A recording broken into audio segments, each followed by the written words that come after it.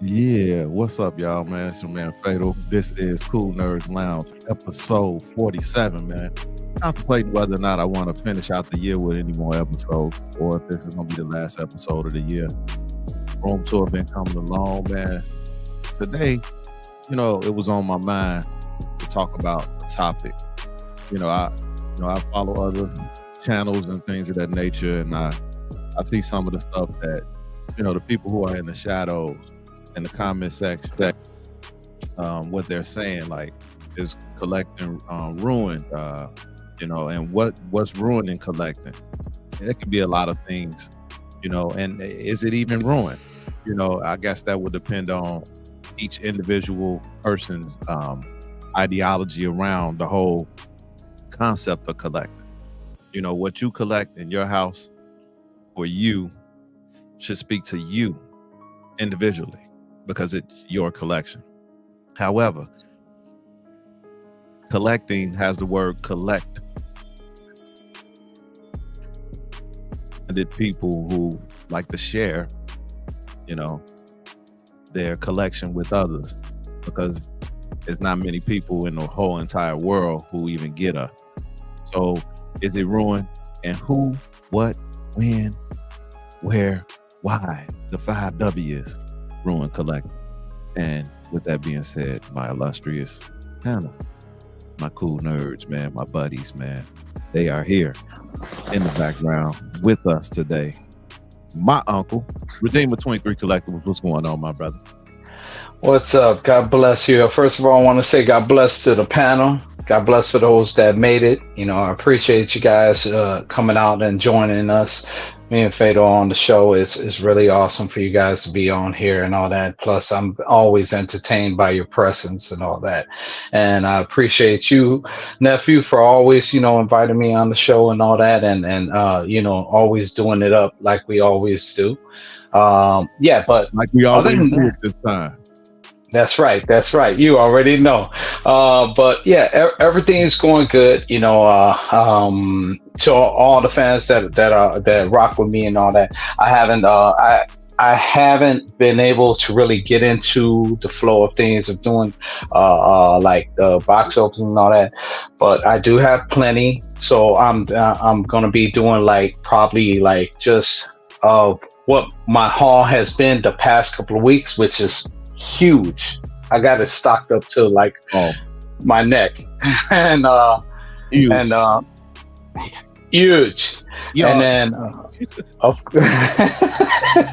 and then also, it's just a blessing to be able to come back and recover.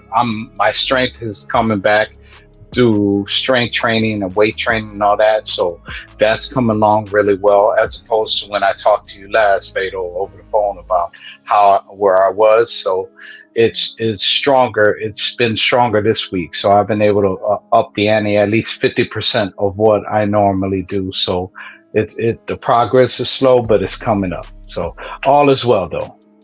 All is well. My man Jomo, the original collector. What's going on? Man, what's that? So you got that fresh fade, man. Man, I have to look like you and Redeemer in Critical Mass. You guys come in there looking too clean. So I couldn't be catchy, dude. Yeah. Can we be considered the best looking panel? So what's been going on with you, my brother? Yeah, boy. Not much, man. I was looking at there's a guy right next to us in another state that had 10 Prime 1 statues. So I contacted him. And he wanted more money for them used than they were new. And I was going to pop for a couple of them, man. He had a nice Doc Mr. Freeze. I think you know him, but he's got 8, 9 statues. He's just dumping all of it. But there ain't no deals to be had. Well, you know, a lot. There are people getting out of the hobby. You know what I mean? So, you know, today's show, we're gonna touch on probably a little bit of that as well. Yeah. Critical mass, man. Thank you for joining us, man. Thank you for having me. It's always nice to hang out with the cool nerds. I feel like I've been good. I feel like I've been invited to the popular kids table. You know, when you're in school, there's always that one table, and it's like, oh man, don't go over there. Don't go. You ain't welcome over there. And all of a sudden, somebody look at you. Mm-hmm. Come on over here. And all of a sudden, oh man, I went to cool kids table now. Yeah, man. You know, we appreciate you, man, for being here. Definitely. He just for us. He did a Dante on us in the spirit. Everybody went Dante just now. Yeah. So, mellow this thing out. So, I remember when I first started streaming. I did it out of the pureness. Hold on, but before I do that, before I get into that, the people who are here right now, Eddie Rodriguez, what's going on, brother? Benny Vogel, how you feeling, my brother? I ain't seen Benny Vogel in a minute, man. I like having Benny Vogel in the chat, man. It's a real good dude, man. Bonehead was happening. Bats in the Belfry, man. He and his wife, man, we met. Great people, man. My uncle and I met. Great people. Yeah, definitely. Steve Appleton, man, what's going on? So, to kick off this conversation, man, I remember when I first got into the whole streaming thing. You know, when I first started my channel, I wasn't doing the live chats and stuff. So I, decided, I guess 40-something shows ago, almost 50, and my uncle and I, we talked about it, and he was like, yeah, you should go for it. So, the KoolNerdz page is almost 6 years old, I think, on Facebook. So before I got into YouTube, I had started that page, and maybe I should have gotten to the space a little earlier.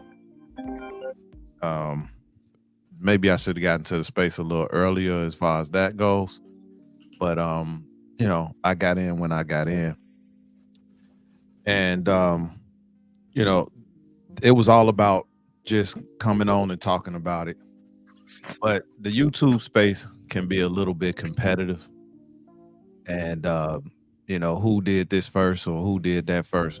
I don't know if it really matters, but when it comes to unboxings, people rushing to get it first and get it out there, and I think some of that causes us to have like friction, and there's sometimes there can be some drama in the community. We all know it. We've seen it. We've seen shows call out other people on their shows. I think that's some of what's ruining the hobby, because this hobby shouldn't be about beef within the community. It's kind of strange in a way, because we're a bunch of grown men that collect. Well, I would say they high end, but they still kind of like on the toy level. So it should be joy, right? We should enjoy, and that should bring us joy, our collections. And when there's friction among us, and we see people again, what does that do for the people who are, your everyday typical collectors who just got a pure heart and they just want to collect, and then they want to share it with people or watch other people and enjoy the whole community around it, and then you see beef. I think that's one of the things that bleeds into what's ruining it, so to speak, among other things. The constant need to have new stuff to make a channel pop, right? So if you're not constantly getting things in, because if you see some channels, their collection not staying the same. Now, I don't have anything personally against it, but I watch the chats. I see what people are saying, and they like, hey man, he giving this up, he's selling that, and then they feel like, man, dude, you let me down. Look, that may feel strange to you as an individual, like, why should it matter? But some people, so to speak, look up to the influencer. That's why YouTubers are called influencers. And if somebody feel let down, like, man, this dude got rid of this, and this. Is he a collector or is he just a YouTuber? Does he really care about the collection? For me personally, I guess it wouldn't affect me, but I'm just going by what I watch, what people type, what I see. That may bleed into it. Because people count on like collectors to keep their collection, I guess, right? Because I'm just going by what people say and what I see the thousands of people who are not out in the front, what they're saying in the chat, and then even at my home, I remember it was this drama surrounding me where I was talking about real collector, right? Where I was talking about what's going on. Well, I was talking about real collector. Now, it was in a joking way, but in a way, it was some truth to what I was getting at, because I was like, when I was talking about real collector, it was more so, are you a collector because you've been doing this, or are you a collector because you want to be a YouTuber and you just collecting so you can have something to put on YouTube and grow your channel? So there's no, like, I'm not offensive about it, but I've been collecting 20 years. Jomo has been collecting probably longer than me. Critical Mass been collecting a long time. Redeemer been collecting a long time. So there's collecting, it don't matter what you collect. You can collect coins, you can collect Pokemon cards, you can collect statues, you can collect Jordans. However, are you collecting? Are you keeping up with the Joneses? It's a lot of things about this collecting community that can go real foul. Keeping up with the Joneses can put you out of your house. But for me, when I said the real collector thing, that was like a light joke. But even behind that joke, every joke, there's some kind of truth to it. So what I meant by that is, are you collecting because you're a collector, or are you collecting because you're a YouTuber and you just want to get a popular channel and get monetized and make money off of it? So I think that's some of the stuff that ruins collecting, because I think people that come on this space, they want to talk about, they want to talk among like-minded people who have collections that they can share with, right? But if you're a YouTuber and you're popular and you're influencing others, and then they see you flip your entire collection, they be like, well, that's not really a collection. And for some people, it sours them. You know what I mean? So I'm just kind of putting that out there as a baseline for this conversation. Redeemer, you can take it from there, brother. All right. First and foremost, I want to say this. For anyone that is on here for the chat, and those that are viewing, don't take it personal. It's nothing personal. This is all, our opinions and how we feel about the situations at hand. Secondly, I'm a man of God. You guys all know this. So I'm going to tell the truth and shame the devil all the time. And I'm not here to offend or to judge down on anybody. Okay. So what I say, in my opinion, remember, that's my opinion. I have a right to my opinion, just like everybody on this panel, just like Fatal himself has said, how he feels, what he's seen, and what I've seen. I do come in agreement with most of the things that Fatal is saying, and for me, for the first part of the subject, the beef thing, we shouldn't have hatred towards one another. You shouldn't be hating on anybody else. You know what I'm saying? That for me, it's a false sense. It's kind of like you don't have no security about yourself, or no, confidence in yourself. So you got to hate on somebody else. You know what I'm saying? And that shouldn't be. You shouldn't be like that. You know, I mean, I'm not gonna if I can use an example, me myself, I only got like, I think what, 84, maybe 83 subscribers. I'm not tripping on that because I never got into being on YouTube for the prosperity of profit. Granted, it would be a blessing to profit off of YouTube, which that's fine. I don't have no problem with that. But I truly enjoy as my side passion, because my first passion is the Lord Jesus Christ. But as my side passion is to be able to communicate with other collectors and be out here and be like, yo, look what I got. Look at this action figure that I picked up, or check this out, or give a shout out to some of the other collectors out there, and there's been many times where I have done that. I'm always transparent. And one thing about me is that I've always wanted to be real about my channel, about me as a person, and about who I roll with, or who, that's what we say in the shop, who we roll with, who we hang out with, because it genuinely reflects who you are. There's an old saying that all of our parents have always said, tell me who you hang with and I'll tell you who you are. You know what I'm saying? And I've always been a person that for me, it's like, you got to be real, in everything in life and all that. And when I see certain collectors, like to really piggyback on what Fado was saying, I've seen it where you're having a statue, or you'll have a statue. I haven't seen it in the 1/6 community as much. Maybe I really haven't paid attention to it. I'm not, I'm not trying to be biased or anything, but I've seen it in the statue collecting community where you have a piece. And then suddenly, in a month or two, it's gone because you're selling it. And for me, this is the thing. I understand the cycling thing. You have like me. If I have a small room, the cycling thing. I understand that you got to sell to make room for something else. That's understandable. But to do it every time, consistently throughout the years, and it's repeatedly done, I don't respect that. Me personally, that's my opinion, because what I'm saying is like this,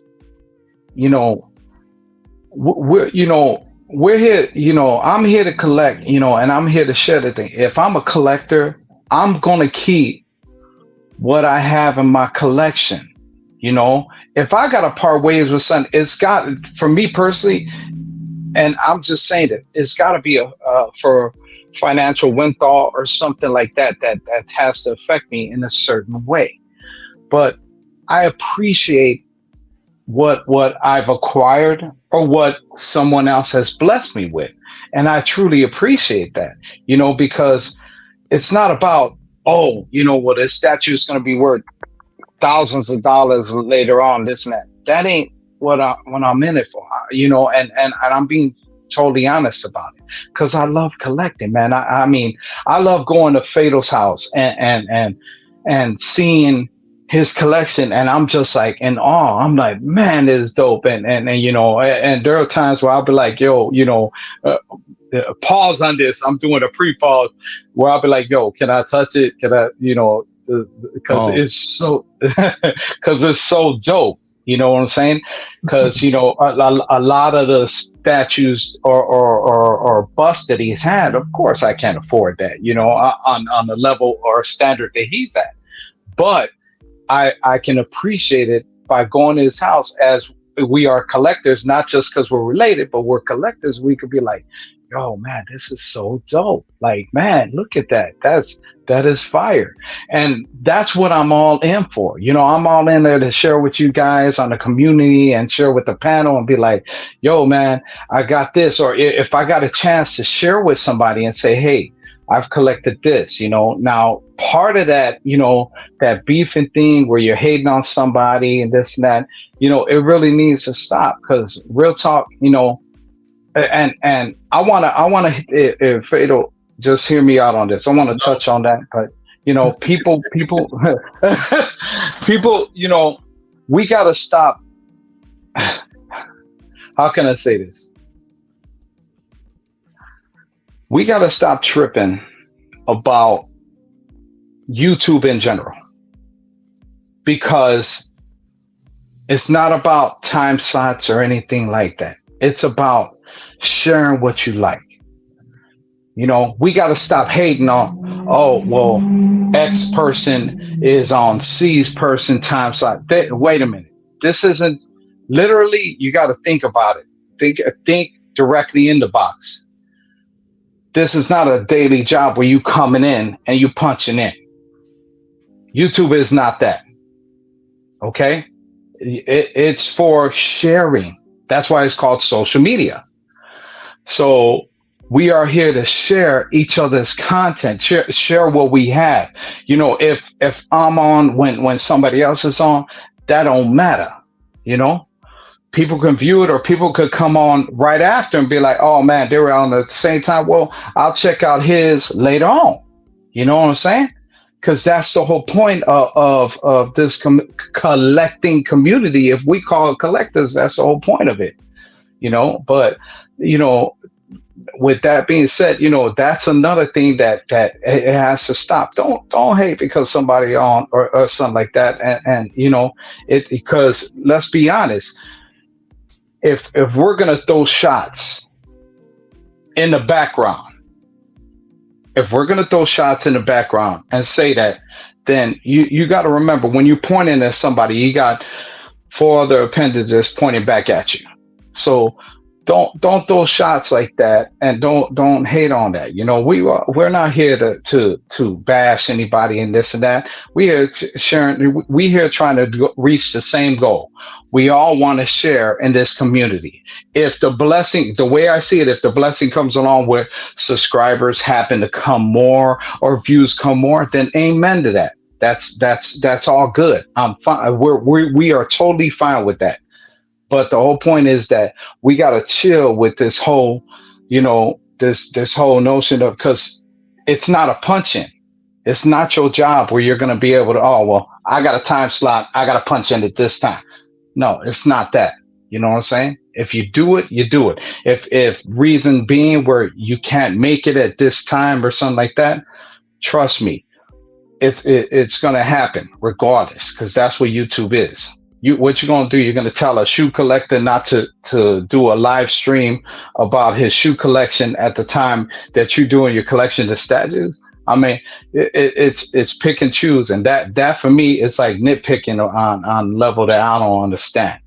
Yeah. But with that being said, back to the statue thing and all that, I just feel that if you're a true collector, which Fado, you said that before, if you're a true collector, you're not gonna have something for a couple of months and get rid of it. You're gonna appreciate it because that's what collectors do. If that were the case, Museum of Science and Industry, the Field Museum, stuff like that, they would say, oh, okay, well, we're going to give away this art print, and we're not going to have it here no more. We're only going to show it for a certain amount of time. Then guess what? We're going to sell it. Well, then it would never be a business to be a museum or to keep it. You know what I'm saying? The same goes for collecting. If you're a true collector, you hold it down because that's your collection. That's something that you truly appreciate, and you're not appreciating it.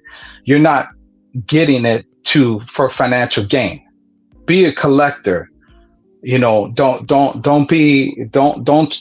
have your channel called collector or collectibles or collection when really you're not in it for that.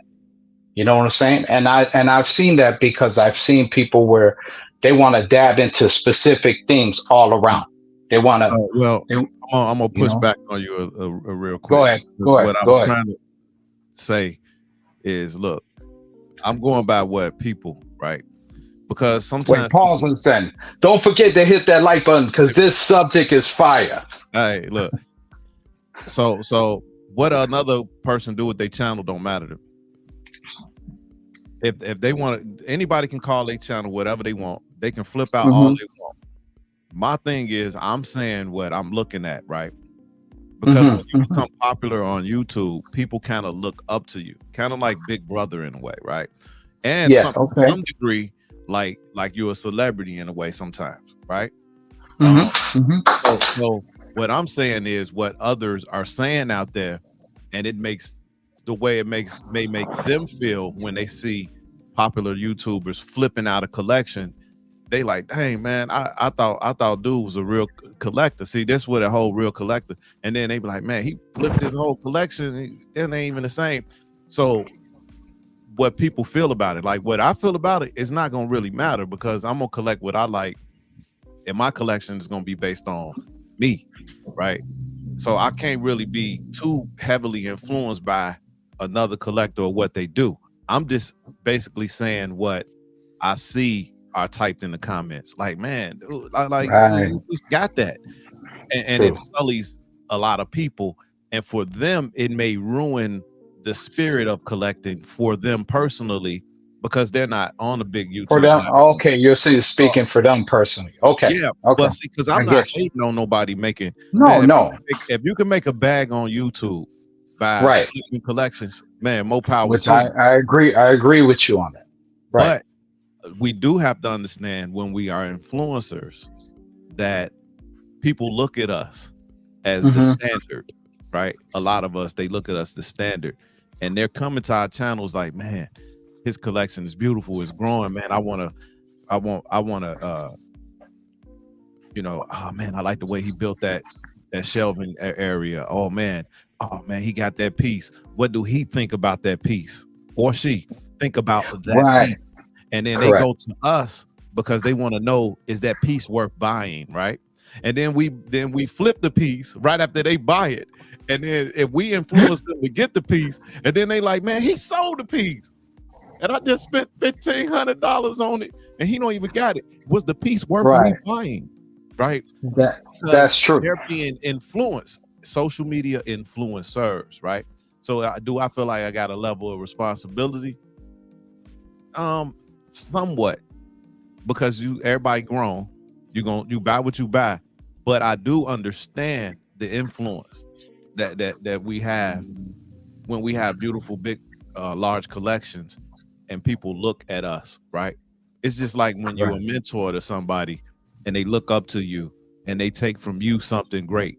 Even in my profession, I could say Jomo was a mentor to me. So there's some things about him that I appreciated, and I say I can put that in my bag, right? And what if Jomo went and did something way out of whack? I'm like, man, that was my mentor. He out here tripping. Ain't that your mentor? Where you get that from him? Right. And that's understandable. So it's the influence side of it, and that's something that I see. I just watch what people are talking about, man. You know what I mean? And they count on us to be purist in the collecting community. And I see Jomo is ready. I don't even know how to follow up on that, but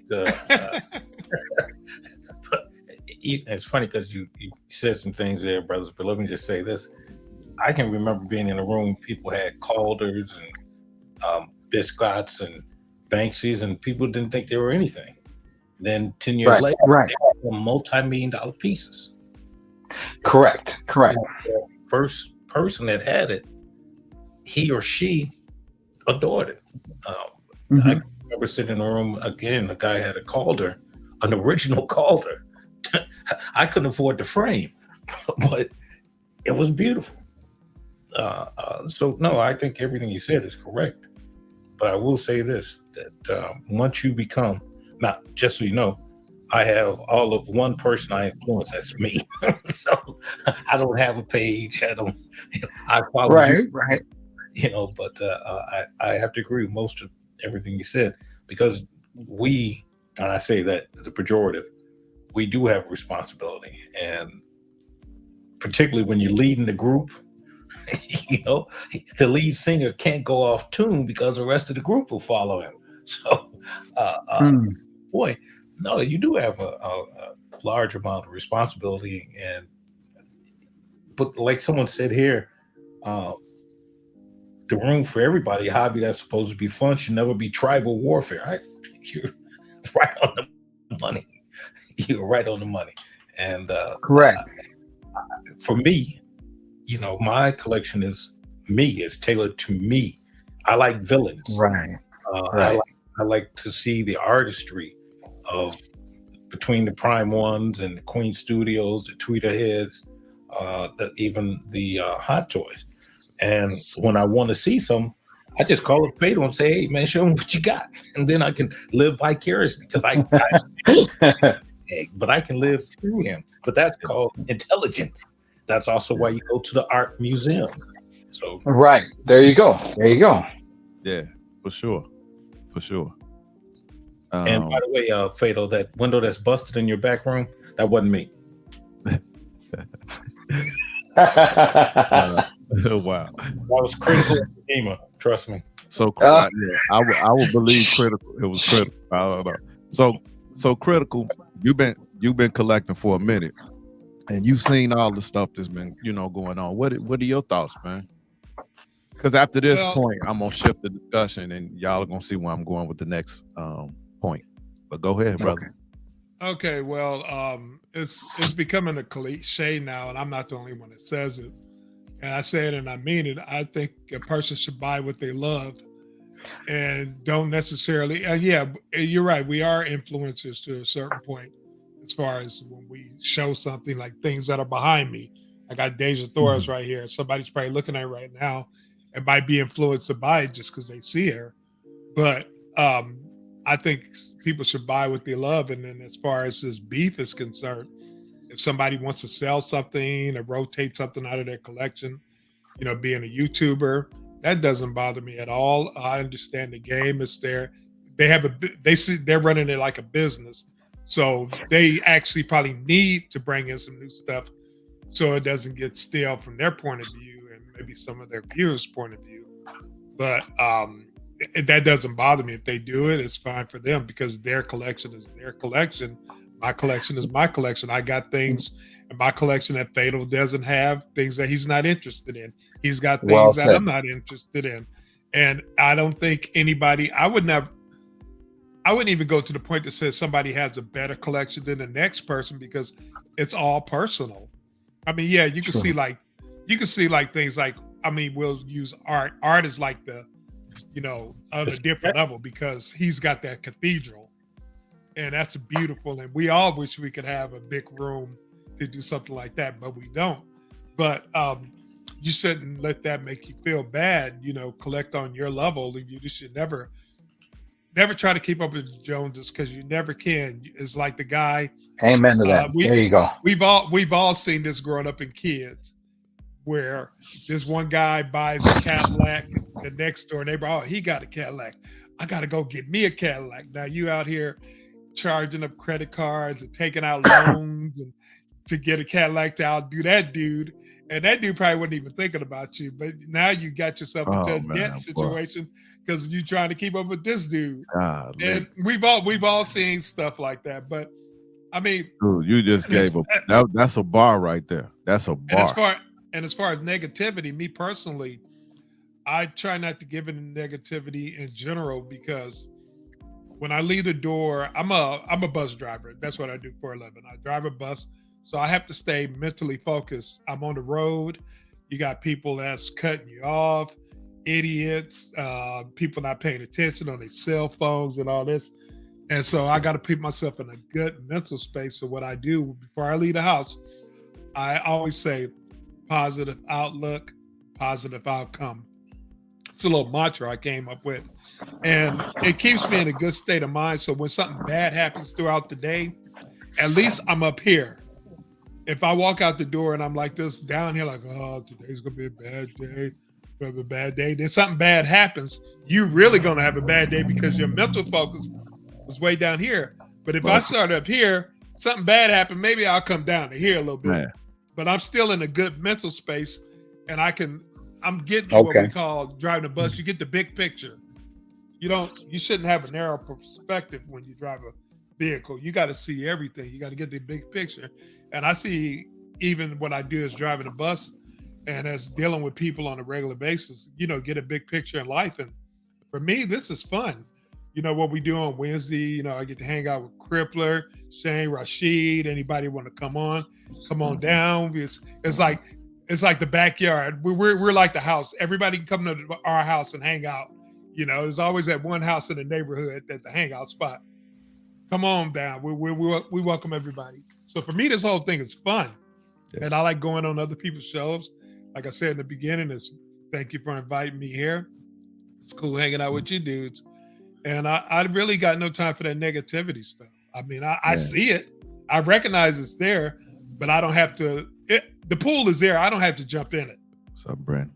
So I kind of rambled. I'm peeping what Marcos is saying here, man. I kind of rambled, so I'm gonna let you take over, Fado. No, you good. It's all good. It's all good. It's all good. You had the floor. I don't want to derail the show. No. You had the floor. The next point it's gonna be a little easier for us to talk about. That part that we just went over, I think it's the more hard part to talk about in a way. Because people, the word "in my feelings" could come about, right? Because when I remember back when I said you're not a real collector, it's some people that really took that personally, and I lost some viewers behind that, and I was like, that was between me and Crippler, and people took it personally. So I understand the influence that we have and how people look at us, and we like supposed to be infallible or whatever, and we all just humans. But the key word is agenda. It's not a bad word. It's not an evil word, but everyone has their own agenda on why they take time from their life to present something on YouTube. Agendas are all different. I agree. So with that being said, going into 2024, no beef. You did. Amen. No beef. Beef like among the community. If you like a channel, you watch that channel. If you don't, you don't. I don't think another channel should make entire shows about another channel either. I think that's not cool, man. But no, that's not cool. Continue to do stuff like that. If you got a problem with somebody, you should talk to that person. Correct. You shouldn't be putting it on YouTube, just to get views. Yeah, and clickbait. That should never happen. Everything that you have, any personal problems you have with a person, should always stay in a personal space. It shouldn't be our business. You know what I mean? So the next thing that I see that what may or may not be ruining collecting is it's so many companies now, right? And there's so much stuff constantly getting made, and it doesn't give you time to breathe. In order, so you have to do as an individual, you have to be extremely disciplined. Yes, so many companies making so much stuff that you don't have a chance to enjoy the beauty of the collectible that you just got because you got another one coming in. It's called stewardship. Hey, in many ways. Being poor, right? And if you look at, like, I'm a Christian, so if you look at scripture, the people who are poorest in money are often the most richest in personality and all of that, right? And they appreciate things more, right? People who got a lot of money don't tend to appreciate stuff as much as a person who doesn't have a lot of money, because if a person without a lot of money saves up for something, they're gonna cherish that item more. It's like the kids that couldn't get all the Jordans when they was a kid, and they get a job, their first job, and then because their parents say, I'm not buying you no dang on Jordans, and then you get a job, and then you save up and you buy your Jordans, and then you appreciate them Jordans more. You get the toothbrush and you making sure the soles are clean and you appreciating it, right?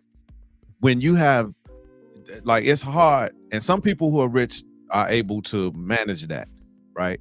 But when you got so much, can you really enjoy? And for me, that's been a problem for me personally. I don't know about anybody else, but now that I have means to buy more, I noticed that, my joy is not as great as it used to be. That joy that I used to feel about a piece, like on Christmas morning, that Christmas morning joy when you hoping your parent, we know Santa Claus ain't real.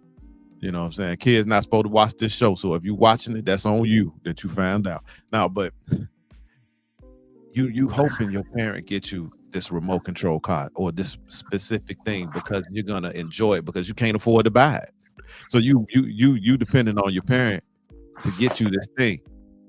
But then now when your means are there and you can just buy, and then companies just keep bringing them out. And it's like, dang, I need to take a step back so I can enjoy what I have.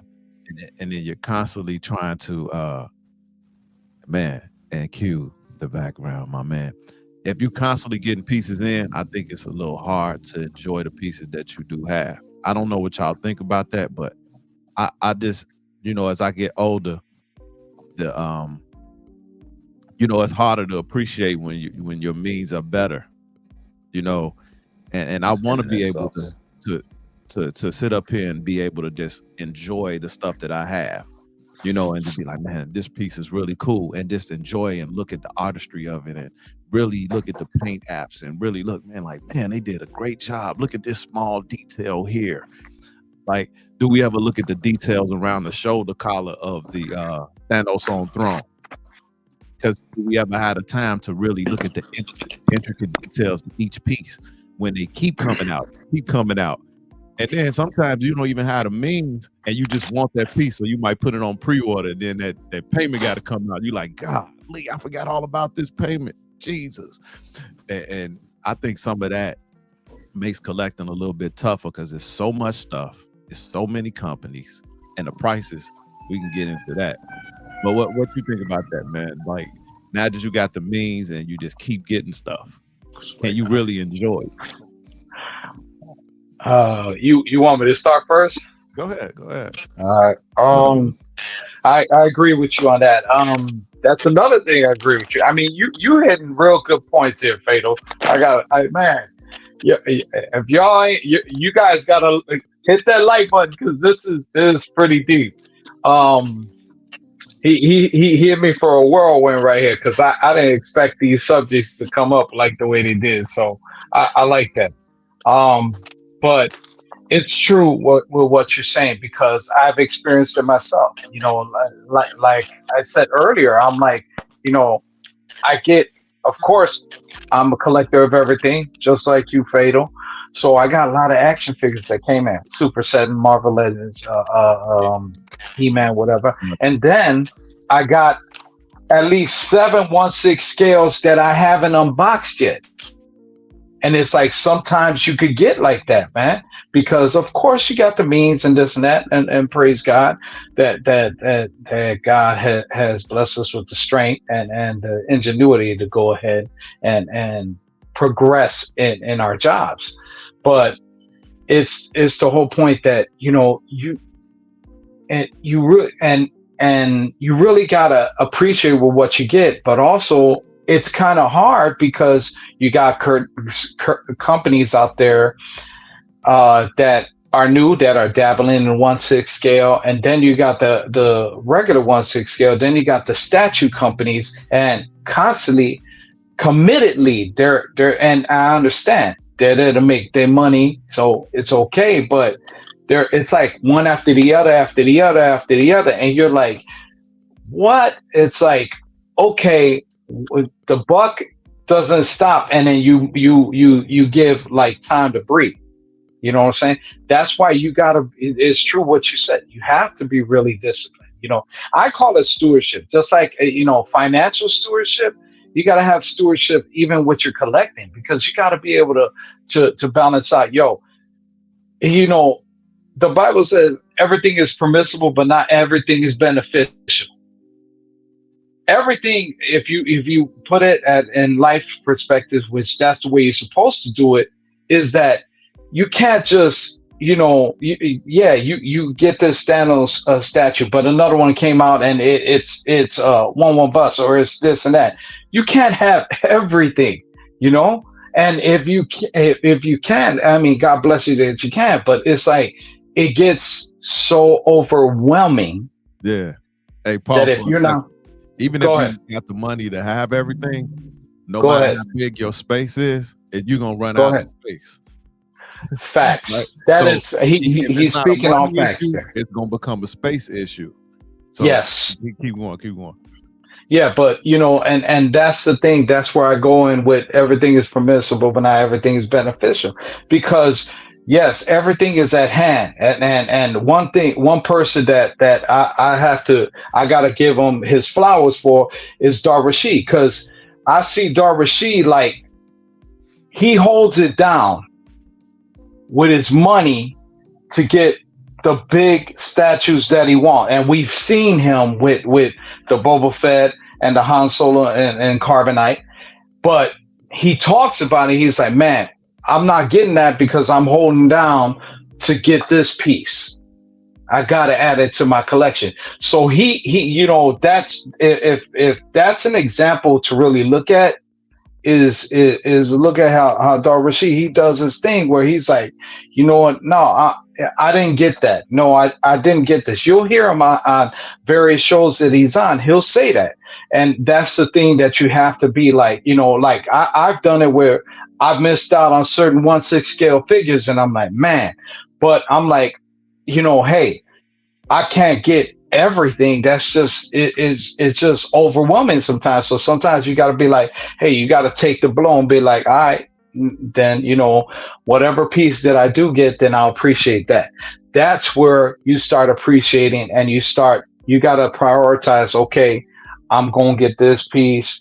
I'm not gonna be able to get this piece, this and that. I know, that I might miss out on it, but it is what it is. That's how you got to come with the mindset, especially in the collecting game, because I know it's very overwhelming, especially for the panel over here that collects more statues than I do, is that it gets overwhelming when you have beautiful pieces that come from XM, Queen Studios, Infinity Studios, Prime One, even Sideshow Collectibles, and those are things that you really got to look at. Where it's like, man, that then pricing and shipping, it gets cost effective, and it's like back to back.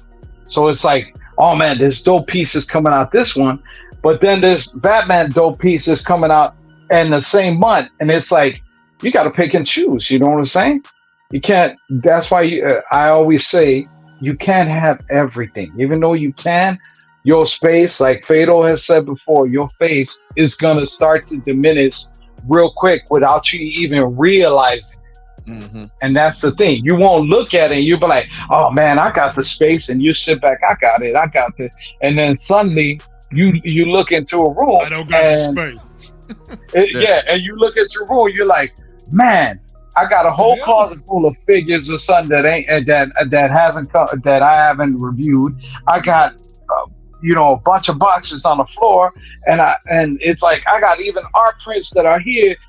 You'll look at things in a different perspective, be like, man, I don't have the space because I accumulated so much. Yeah. Now, yeah. So I know Rashid been collecting for a minute, and his collection has become large. And I remember one time he said, "Hey man, you becoming a hoarder?" And then I got offended initially, and then he said, "No. Who you calling a hoarder?" I got offended like a bug. I was like, "Man, I ain't no hoarder," right? Because you thinking about the old lady on the hoarding show. They got the diapers next to the dishes. Right. He told me, I'm speaking from a perspective of my own experience, brother. I'm just trying to look out for you. And then I had to take it from that place,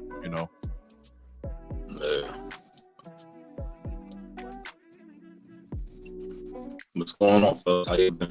What's going on? So we on this topic of, what's ruining collecting. And at first we started off with some of the YouTube stuff, and now we on like, do we have time to enjoy it because they bringing out so much stuff, and can that lead into making it unenjoyable? Because I think it can. Well, because I'm with my daughter right now, so I can't stay on long. But I was going to say, yeah, I feel like they just pumping out too much stuff. Like, and I'm gonna tell you another thing that's getting on my nerve. The shipping is getting on my nerve too. Yeah, brother. UPS.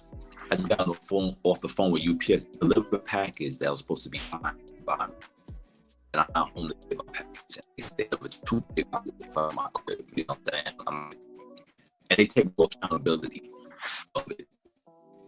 So it's like, you coming in a little choppy, brother. Boss and the Batman Who Laughs. That looks crazy. And you want to know something?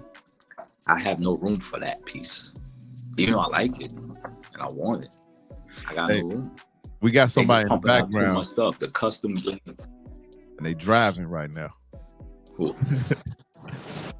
Yeah, the custom group, Yeah. and the license group is just flooding the market right now, and you can't even enjoy it because you get one piece and then somebody shows you something else, and then somebody shows you something else, and somebody shows you something else and stuff. So it's just getting out of hand, man.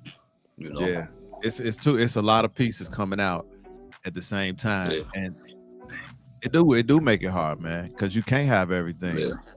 And then you might have picked up a piece, right, Rashid? And then they might bring out one that looks slightly better from another company, and then you want to cancel the other one to get the new one. Because I was waiting for Sideshow to come out with that Batman Who Laughs. Nobody made it. And then as soon as I saw it, I said, wow, that shit's crazy, man. So, I don't know. Yeah. We got the infamous Sick One here. He been kind of chilling a little bit, taking care of business in the real world. And he coming back tonight. I know, right? We coming back tonight for the Saturday show. Tonight is the big steady comeback. The big comeback of the Saturday Night Raw show. Tonight is gonna be with Jay Sia. After that is gonna be a whole bunch of different hip hop stars and all kind of stuff. We coming back on some real different stuff. Yeah. Very, very, very, very different. Still with the collectibles, still with collecting and everything like that. But we're gonna be bringing something back to the community, very, very different. The unboxing show is gonna begin next week. All the unboxings. That's right. Your boy's been quiet, but your boy's been buying. Woo! Crazy. Now, hey, I know you had the situation. So with the food truck, and you did what you had to do in order to get back on track, and then I mean you fell back a little bit. But how's the food truck coming? You back in the game? Yeah, we back in here. This is the new one right there. That's good, man. That's good. That's good. Praise God. That's the new one right there. So I replaced the one that caught on fire. So we got 2 trucks up. I'm gonna take it easy for a minute before I get the next one because we just finished getting the second one established. It's a lot of hard work just to get trucks established, but we got both trucks established. Everything's going real good. Just besides that, I miss sorry guys. I miss all you guys, man. I can't wait to come back tonight. It's gonna be crazy. I'm excited, man, to come back, man, and bring all this new stuff to you guys and a whole new vision. And thank you to everybody that's been out there inboxing me, sending me messages, just checking on me and all of that. I answered everybody back. You know what I mean? I'm good. Just been real busy, man. I just felt that my businesses was way more important than Polystone right now at the moment, because Polystone is not my future and my retirement. My future and my retirement is my businesses, so I had to put that first. That had definitely had to come first with my family and just spending more time with my family and everything like that. It had to come first. Remember, man, these are statues, guys. Whether it's a great thing to collect and everything like that, but it's also materialistic things. You can always get these things back. That's always. right. That's right. You can always get it back. And you can and nowadays you can get it back twice as cheaper than you did when you originally got it. But tonight we got a lot of conversations. We got JC coming live for the Philippines. He's going to be in at about 10 o'clock. Got a few guys joining us, a lot of surprise guys joining us tonight for my comeback. And also, we're going to be bringing back the statue thing, talking statues, talking everything again, and bringing it back my style, because, everybody knows Sick is a little different and just a little raw than others. But that's my style. That's who I am. Although that's my style, that's who I am. I'm still respectful to everybody. And I love everybody, man. I just got nothing but love for everybody. Of course, I love my guys. I love you guys. You know what I'm saying? And, this is like the team right here, you know what I mean? And congrats on everything too, Fatal, for reaching that numbers, and hopefully now we're gonna get you even further. So now we're gonna be doing 3 statue giveaways tonight. So make sure you stay tuned. 3 different companies. Thank you, Collector Zone, and everybody else out there that's been behind me, and Collector Zone for being behind my back for the past 2.5 months, being on my ass. Thank you so much. But thank you for letting me on. Everybody stay tuned tonight. The Saturday Night Raw show is back live tonight at 9:30 p.m. I can't wait to see all you guys. Man, all you guys, Redeemer, Fatal, Critical, Rashid, all y'all guys, I love you guys, miss you guys, hope to see y'all all tonight, man. And everybody out there, Sick One is back, baby. I'm back. Let's go. Let's go. Only him, man. Yeah, only him, bro. He's full of life. So yes, he is. Back to Rashid. I gotta take my daughter out. I'm taking her Christmas shopping and stuff. For sure. Okay. That's nice. Shout out to everybody out here on the West Coast, all the collectors and stuff like that. Shout out to y'all. One day I gotta come out to Chicago, check Fatal out and stuff like that. Hey man, you need to come to that event at Collector Zone, man. Yeah, bro. I'll come next. When's the next one? I think is it June? I think it's in June, right? Yeah. I think it's June. I'm gonna try my best and stuff like that. This time I'm going early, and we staying out there for like maybe 2 days. And if my uncle can't stay, he gonna have to drive himself, because I'm staying. I'll try to come in June or whatever. I try to come and stuff like that. But real quick, Fatal, are you gonna get that Batman? That's that life-size box. Batman Who Laughs. Yeah. Either one, the Jim Lee one or the Batman Who Laughs. Man, see, that's the thing, and that's what speaks into that very section that we on right now. Is like they just gave us that, and who just said it? Somebody just said it, man. They just showed us the Jim Lee one, and then now they giving us the Batman Who Laughs. That's like, God, give me time. Right.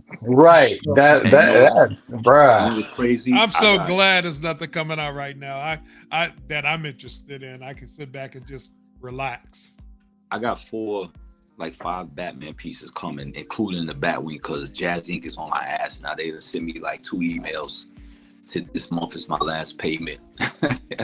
So we want our money. You gonna send our money?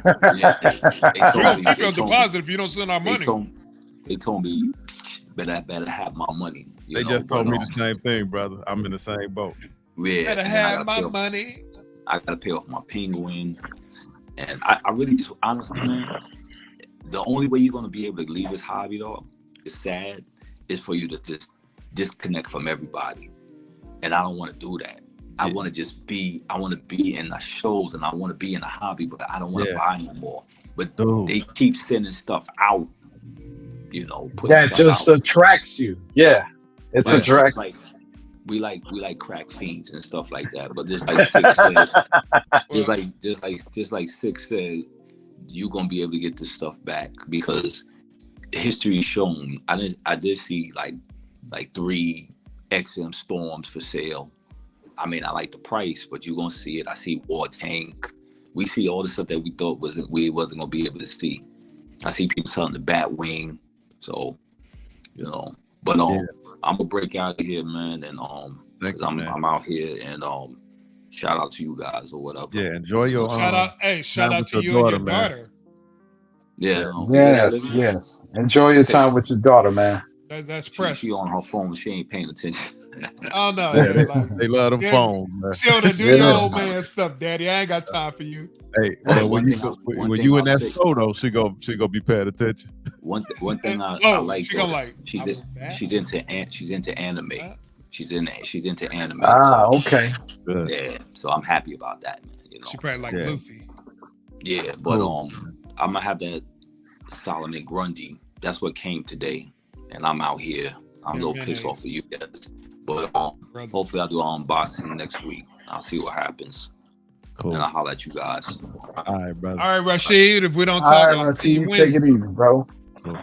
So Hey, with, can I say when something it real quick, come, Fatal? yeah, go ahead, because it was on you. And we were talking about how I just much want to say, value. yeah. I'll get back to the subject, but then real quick, I want to say about what Rashid said as far as the only way you could get out of, stop buying is to get out of the hobby altogether and disconnect. I disagree with that. I think there's no, for me personally, I can slow down and stop buying stuff and still enjoy being in the hobby, coming on the channels, doing our Wednesday show, connecting on Facebook and looking at other people's stuff and say, oh, that's nice and this and that. Me personally, I don't think even if, because I only got three pieces right now that's on pre-order and there's nothing else coming out that's holding my interest. So let's say I bought all the three of those pieces come tomorrow. I'm not going to stop watching the channels and interacting with everybody just because I'm, as I say, temporarily not collecting. Or if I get to the point that the magical point, let's say if you do get to the point, you get everything you want and you don't want anything else because you're there, you're content. I mean, me personally, I still can enjoy the hobby, but Yeah, and everybody's different. But back to the subject now. What was the question? Well, that's on the subject. You said you can buy everything you want, solidify it, and not buy again. So, like with the who, what, when, where, and why is ruining collecting. One of the things this subject right here, this topic is like the volume. So many companies bringing out so much stuff, and at the same time, and it doesn't give you time to really breathe and really enjoy what you do have, especially for that person who's that quintessential compulsive collector, right? Like I ain't even gonna front, like me, right? Look at my tattoos, man. Like I think I want more, right? But I finally said, you know what? I'm not gonna touch this side, but am I gonna touch that side? I got space. I could think of something real dope to get, but when they keep bringing out pieces, then you're like, dang, that's dope. I want it. The perfect example is what Cab was just saying. CAB was just saying. They just gave us the Jim Lee from Penguin Toys. And then they come in with this Batman Who Laughs. They both dope pieces. They take up a lot of space. Do I want both of them? BOFOFEM. Yes, I do. I want both of them. And here's why. You killed me when you first did that. You killed me with it. Because I have the Joker piece, and what Penguin Toys has been able to do is give us a life-size torso bust for $1,700. Nobody else is doing that right now, and at $1,700 sounds like a lot to the person who's watching this, but that's still around third scale statue prices from Prime One, and you can get two for $3,400. And if you buy Queen Studios, you paying $4,000 for one, and they giving you comic accurate. So then you like, I got to get both. But why could? But if they would have waited a little while, it would have gave you time to get that one in, have some time with it, enjoy it.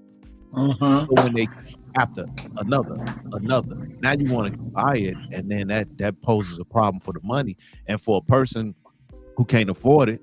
Not saying that this is a rich or a poor man's hobby, but it seems like the hobby is going towards a rich man's hobby, right? And everybody should be able to get in this space of collecting. But if you don't have time to pay for that, it makes it difficult, man. It does, man. Over and over again. It's so many companies making so much stuff. And I think it's a detriment to their own companies, because now you see Prime One having these deep discounts. Look, I take the discount, and for the ones who already purchased it, it may make you kind of angry that I could have got that piece for 50% off and I got it in my collection, I should have waited, right? Because I like the piece, I want the piece, but I don't care how much I like a piece. I'd rather have it 50% cheaper, right? But when they keep bringing them out, these are the things that's going to happen because everybody can't afford to keep buying this stuff. And even if you can't afford it, your space can't afford it. And then if you're not getting rid of a piece to bring in a piece, because that strong collector has a hoard mentality. So where you gonna put the piece to bring in a new piece if you don't want to get rid of the piece? So then you can't get mad to YouTube who flip pieces every 2 months. So it's a complicated thing because before the YouTube space, people just collected. And they might have shared pictures on whatever platform they could, or they just sit in the house and look at the stuff. But now it's just coming out. So much is coming out, man. Right. To piggyback on what you're saying, to reiterate on what you're saying about the collecting thing, when they brought out those 2 pieces, the Batman Who Laughs and the Jim Lee Batman. Okay. Like you said, they brought out one. It would give you time, just enjoy that piece, to get in and enjoy this and that. But then they brought out the other piece. But another thing that makes collectors like go insane with is that to what you like is that they limit the number quantity. So that makes FOMO kick in for most of the collectors out there, because you're like, okay, well, that piece is, well, I don't know what the ES is on either one of them, but that even makes a collector tend to be like, oh man, okay, you're not giving me time to enjoy any piece because you brought out this one, and this one's limited too with a certain amount. So if I get this one and try to bring it in, and I gotta wait to get the other piece because maybe my financial means aren't that profound, it's gonna hurt you. You know what I'm saying? And it goes down. It goes down to what I said earlier. You can't have everything, and everything is permissible. Not everything is beneficial. You can't. It's hard to catch up with everything. Yeah, and shout out to the one person that gave a like, which should be more than one person. Come on now. No, that's a love. So that can't. Oh, that's a love. Okay, that's different. Okay, well, we appreciate the love. Hey, my uncle be coming at y'all here about these lights. Give that like, man. Come on, brothers. Give that like. But that's just another thing, man. There's so many companies making so much stuff, and for some people, it ruins collecting for them. So my advice on that is, in order for it not to ruin collecting for you, you have to practice a discipline. Maybe you need to meditate and say, or pray, and say, you know what? I got to take a break. You know what I mean? Let me not buy it, and let me enjoy the piece that I have. And if that piece sells out, it wasn't meant for me. Because I've been trying to stop pre-ordering as much as I used to. And then a lot of times, like with a hot toy, the real dope ones, you'll see them go on wait list, but then when it actually goes on release, then you will see all of a sudden it's available for add to cart. So this stuff ain't going nowhere. It always comes back around. Rashid said it. And oftentimes you can get it for cheaper than Six said than it originally came out, because people are trying to sell their collections. I've been a victim of my own impulsiveness when it comes to spending money, and it put me in some stressful situations. You can't let this collection, dope cup by the way, you can't let the collection take over your life. So that the people coming out, FOMO is the only reason I ordered the Red Knights, Metal Merciless, and Batsuit Joker. I go back and forth on canceling, but at the same time, I truly want them. And that's the thing, man. It makes it difficult, man, because there's so much stuff coming out, and then the one that you see, you want to keep it. You want to get it. So we have to be careful though. Me and my wife, boy, she gonna kill me, right? Because she, I had boxes in my home office, and my wife would just I remember my wife got so pissed off, she put Wonder Woman outside. The Wonder Woman, Queen Studios Wonder Woman silicone bus was outside, y'all, in 100-degree weather. I remember that. I remember that. How long was she outside?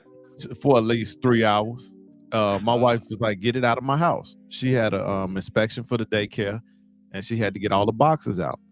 And told you, get this out of here. Yeah. So when I said that's Wonder Woman, she was like, "Okay, I don't care. I'm Wonder Woman." And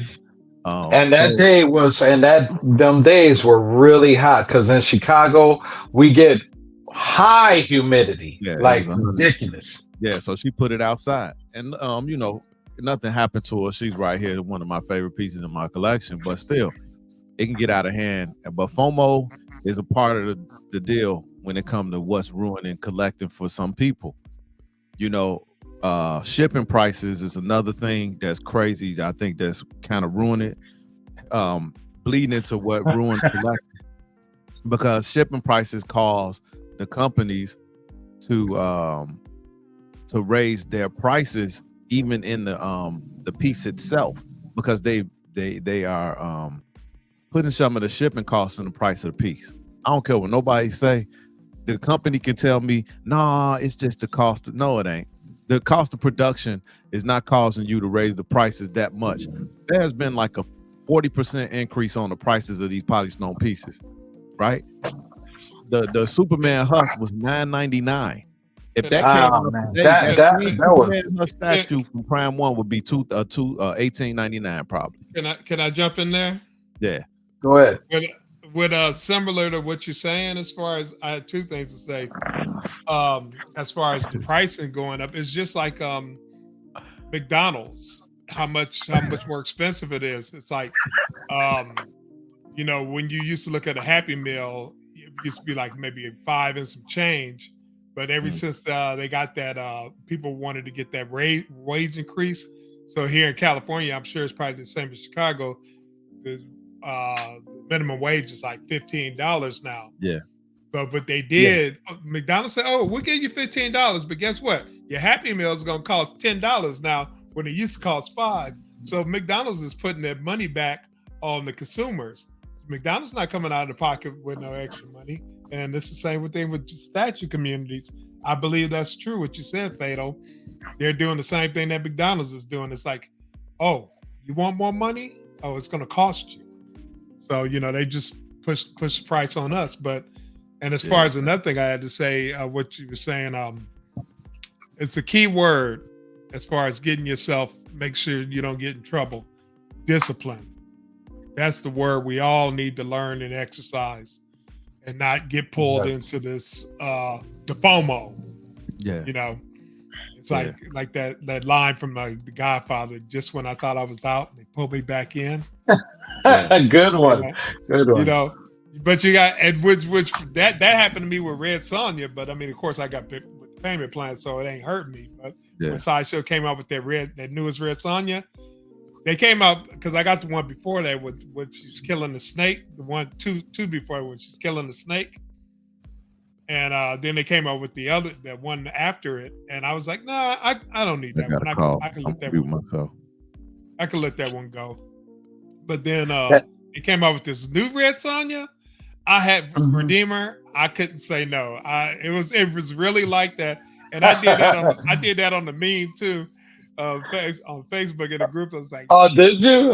Yeah, with Al Pacino when he was in the kitchen, he thought he was out. Pull me back in. Yeah, but I couldn't say no. It's just a beautiful piece. And it is. It is. I understand that, but see, I like what you said about the other piece where you had said, "No, I'm good with the one I have." And then when this new piece, of course, because the dynamics of that piece, that's what attracted you. I'm pretty sure. Yes. It was totally different. The way they did the coloring on there, and that's the thing about that I noticed with the statue community now, and well, with the statue companies now, they're hitting you over the head with these promo shots and all that, and these artist proof, and the way it looks is just so astounding that it's like, oh my goodness, you guys really gonna do us like that? And then, like, because even me personally, I'm like, man, do I want to bust? Because that Batman Who Laughs, because I'm a fan of the whole storyline, Dark Knight's Death Metal and all that. I'm looking at it, I'm like, yo, I'm like, the way I see it, I'm like, no, I look back and just like what Fatal said, just like what Money Wasted Collecting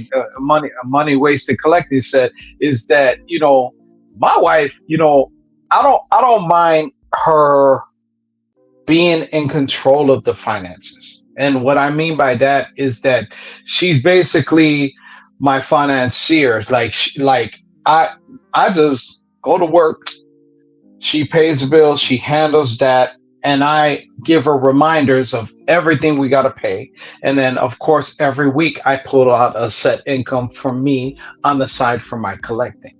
And then when I look at it, the way I do it, like mentally, especially for 1/6 scale collecting, action figures are a whole different thing. But 1/6 scale collecting, I always am, and Fatal knows this, where I put aside a certain amount of income, like 10% of what I make out of my check, and I put that to the side.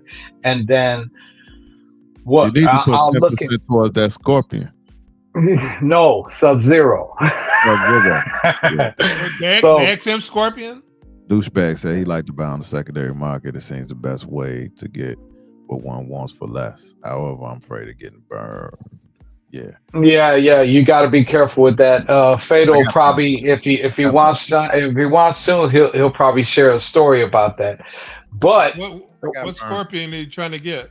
Oh no! I got he was wrong. I already paid for that Scorpion. He's talking about the Sub-Zero. We're gonna talk because you know what I'm trying to do with that. Don't you say nothing. Be quiet. We'll tell him backstage. Run my mouth. But wrap it up in the mouth. Wrap that up in the bow, and I'm gonna show some pictures. So it's many things that can perceive ruin collecting for each individual. I pay attention to what I would say the fans of these channels, or whatever word I can use, I use fan of the channels. What I see talking about, some people get highly upset and disappointed when they see one of their favorite collectors flipping pieces left and right. They do. It's nothing we can do about that. People who watch us, they get angry when we flip our collection because they count on us. Because if we influence them to get something and then we flip it, how much do we really like it to be able to flip it? And in their mind, that's true. He just flipping. He just buying for YouTube. But that might not be the case. Sometimes you're gonna have to get rid of a piece because space is gonna become a problem. So don't let what somebody else do with their collection ruin it for you. Make an informed decision to buy something that you really like for your collection. The influencer is here to tell you if the piece is worth buying. Now, you have to be able to discern through your own wisdom whether or not an influencer is giving you a bunch of hogwash on the piece, maybe because they got a alliance with a company or something like that. You have to be able to discern that yourself. But you can't get mad at a YouTuber for wanting to be successful and making this a career for themselves. Because when you look at people like Marcus Brownlee, who's a tech reviewer that got 17 million subs, this dude is a millionaire now because of YouTube. So he has to do what he had to do to feed his family and be successful. So you have to be careful. You got to be careful and follow the YouTubers who you believe that have the highest level of integrity, right? When it comes to these pieces, because just because somebody flips some, there's some pieces that I might even sell. Now, I don't sell as much as other people maybe, but I have to if I want to get something, right? If I want to get something new in my collection, I have to make space for it. Otherwise, I'm going to pack it up and put it in storage, right? But if I can bless somebody with that piece for the price that I paid for it, maybe that's a good thing, because I can bless somebody who wanted that piece and I'm like, you know what, I got that piece. I really wasn't thinking about selling it because I sold some stuff to my uncle, and I had to make room. Like, for example, some PCS quarter scales, but I got the third scale. So you know what? Do I need both scales on that piece? Then I sold it. It's not because I'm a flippy YouTuber or anything like that. It's because I don't have the room, but I don't sell a lot. And then when it comes to homo, if you really want a piece, buy the piece. Okay. Yes. If you're on the fence about the piece and it's FOMO that's making you want to buy the piece, I would say don't buy the piece. Because then when you get it in, you're gonna be like, I only bought this because of FOMO, or because somebody. Good advice. Right. Good advice. So I would say don't buy the piece. Have hashtag restraint, and then if that piece, you might be able to see it later down the line even cheaper. Now, if Prime One got a deal on a piece that you might have been on the fence on, and then they go 50% off, that might be the time to get into the piece. You know, so you can be patient. In regards to shipping prices, the only thing that's going to maybe change that is we all stop buying collectively at the same time, and we just said no more, and we protest, and we just stop buying as an entire community. Guess what? We'll never be able to get anybody to do that. Martin Luther King had problems getting people to get on one page. So getting people all on the same page, it'll never happen. So the whole collective, we can get all the YouTube channels together and we can influence everybody. Hey, we're not buying for the year 2024. It won't happen because somebody with money is going to buy it.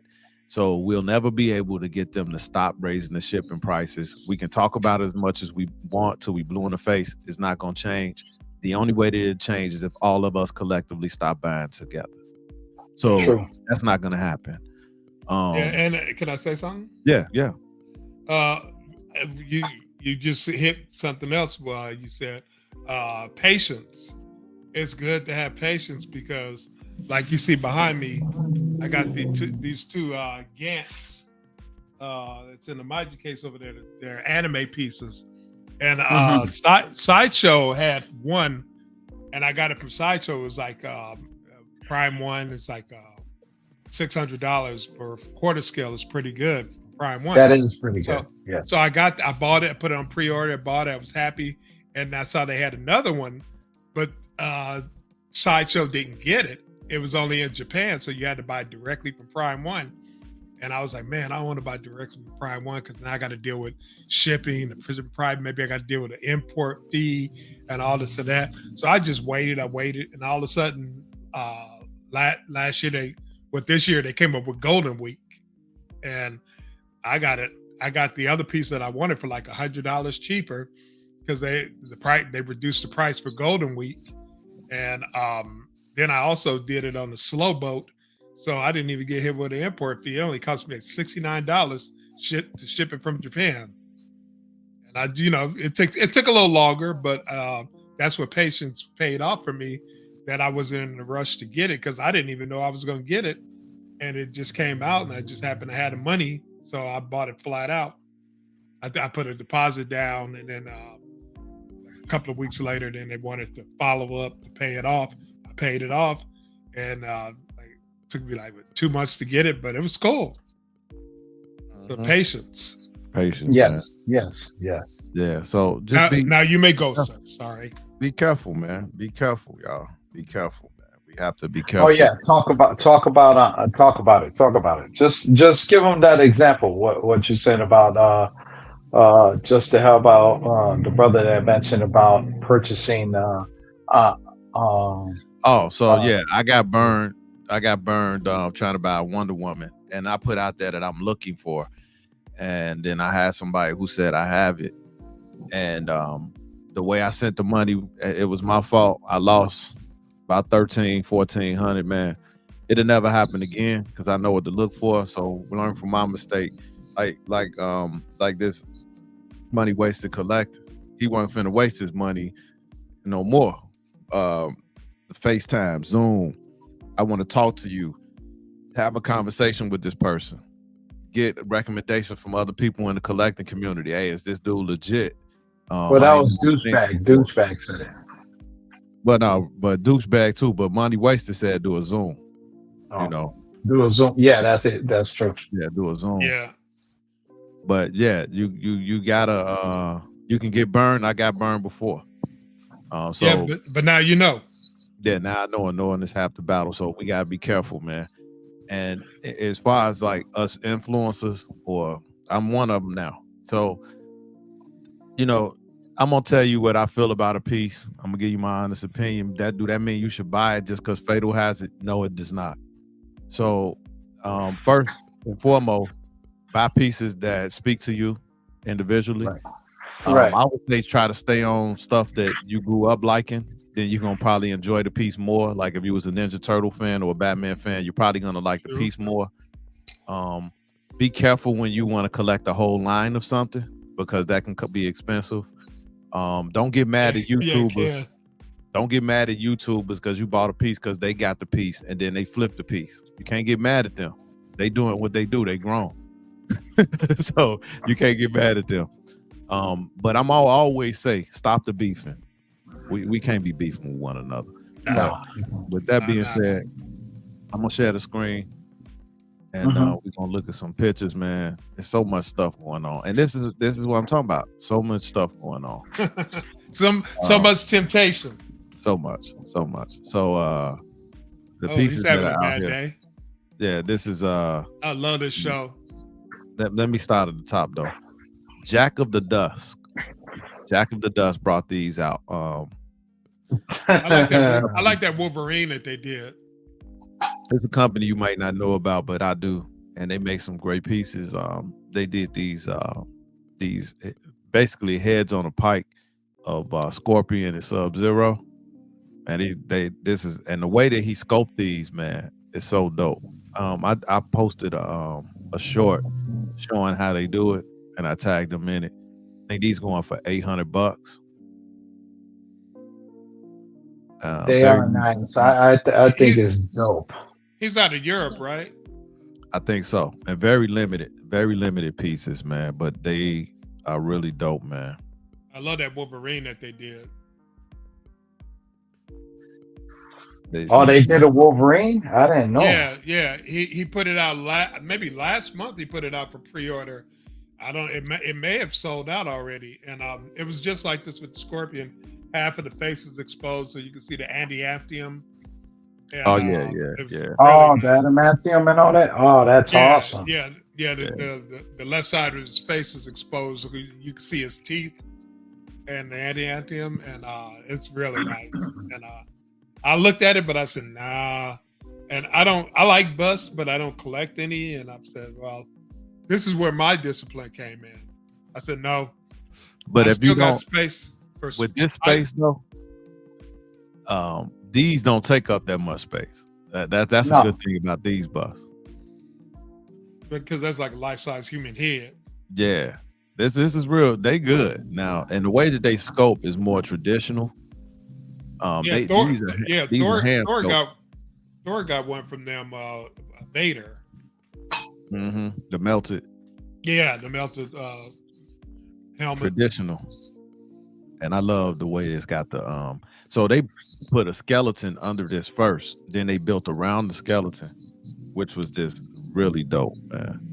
It's off the chain. Yeah. I love it. That's awesome. I used to do sculpting in high school. I wish I would have stuck with it. Yeah, man. I would love to grab some of these, but hey, I'm not. If they around when I can, then I probably will. But I don't think they have payment plans or anything, so I can't. I think you could put it down a deposit when it first comes out, and then when it's time to pay up, you got to pay in full. Yeah, but these are real cool, man. He even has like a discount, like if you jump on it early, it'll be cheaper, a little bit cheaper if you do like the pre-order compared to if you wait for it to come out, then the price kind of goes up a little. Yeah, it's dope, man. Hey, Fatal, you know, Flanks are probably gonna jump on this. maybe. That don't But mean it's dope. Go ahead. You were gonna say that don't mean what? that don't mean I am. Right. I always love playing with Scorpion. Get Mine over was here. all the ninjas. I love all the ninjas. Get over here. It's fatal voice time. Get over here. Yeah, that's it. Just There like you that. go. Just like that. Got the devil That in is the so background. No, you're not buying. I know you're not buying the Fatality. devil that's in the background, Fatal. No, that's Scorpion the Oni Gates. mask, actually. Fatality. Yeah, I got an Oni mask right behind me. Oh yeah. Scorpion. I love the way like you can use this on top of a book though. That's pretty cool to me. Yeah, so that means it's got a small whatever perimeter circumference, so you could put that There you anywhere. go. There you go, Redeemer. Oh, that's nice. These are That's out. pretty dope. This Joker, On a I piece think of I got wood. these photos out of whack. Wow, that's cool. J&D. I got it hanging on my TV. J&D That's cool. came out with this 6 scale. Oh my goodness. Here we go. I think it's dope. This rolling eye system they using for this. Don't you roll your with the eyes at me, magnet- boy. With the magnet is so dope. And they got a skeleton under it. And they built around the skeleton, which is so dope. They got the articulating fingers, which is so dope. All this is dope what J&D doing with this piece right here. However, and let me slide through the other pictures of it. It's the price on this is to me is kind of unreasonable. So for the set where it's like, okay, so they got A, B, and C. C being the larger, the more intricate, where you get the most stuff. It's 1,700. 17, 1,800. And I think if it's like with shipping and tax or whatever, it's gonna cost you over $2,000. Correct. 6 scale figures, man. Does it look great? I think it looks great. But I'm not paying this kind of money. I don't care for no 6 scale figure, man. When I think it looks great in somebody else's collection. Not Yeah. mine. Correct. There you go. Amen to that. when you got Penguin toys coming out with a life size bus, and it's gonna probably cost you 1,600, 1,700.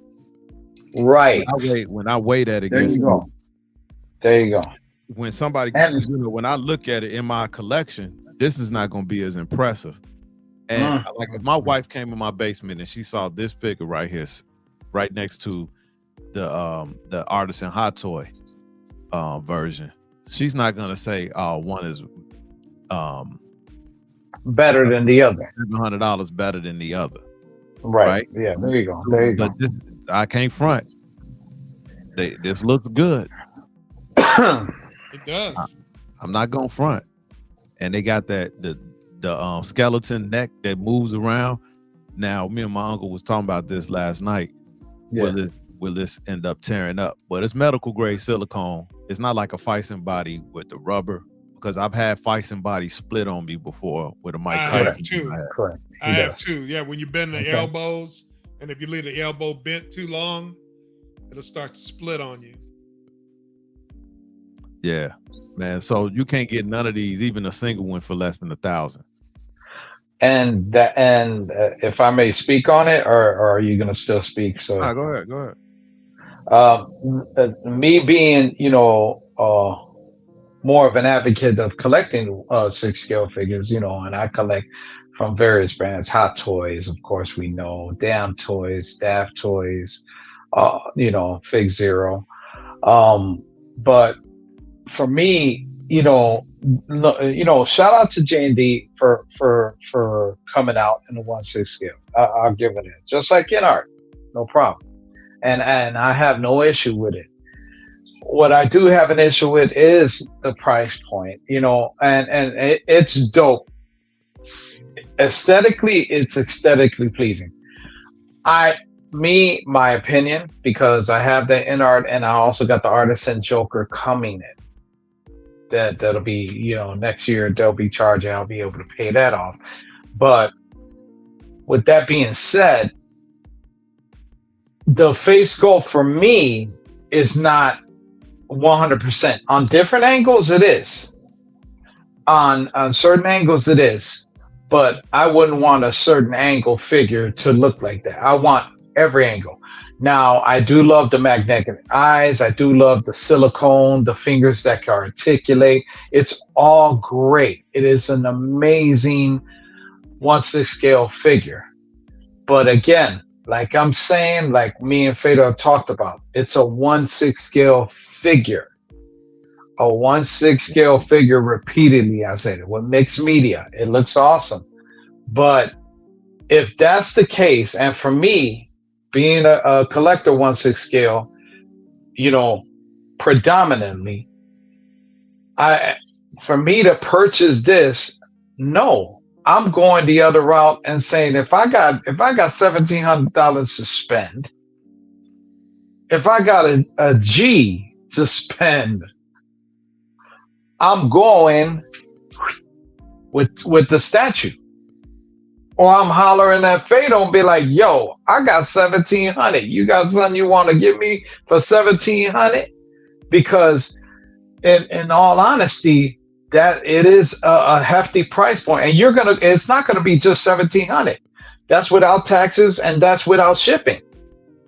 And according to Optical 20, shout out to him, who gave the info first, he said that it's going to be it's going to hit certain retailers that deal with the overseas retailers, but you're still going to have to pay that shipping like overseas.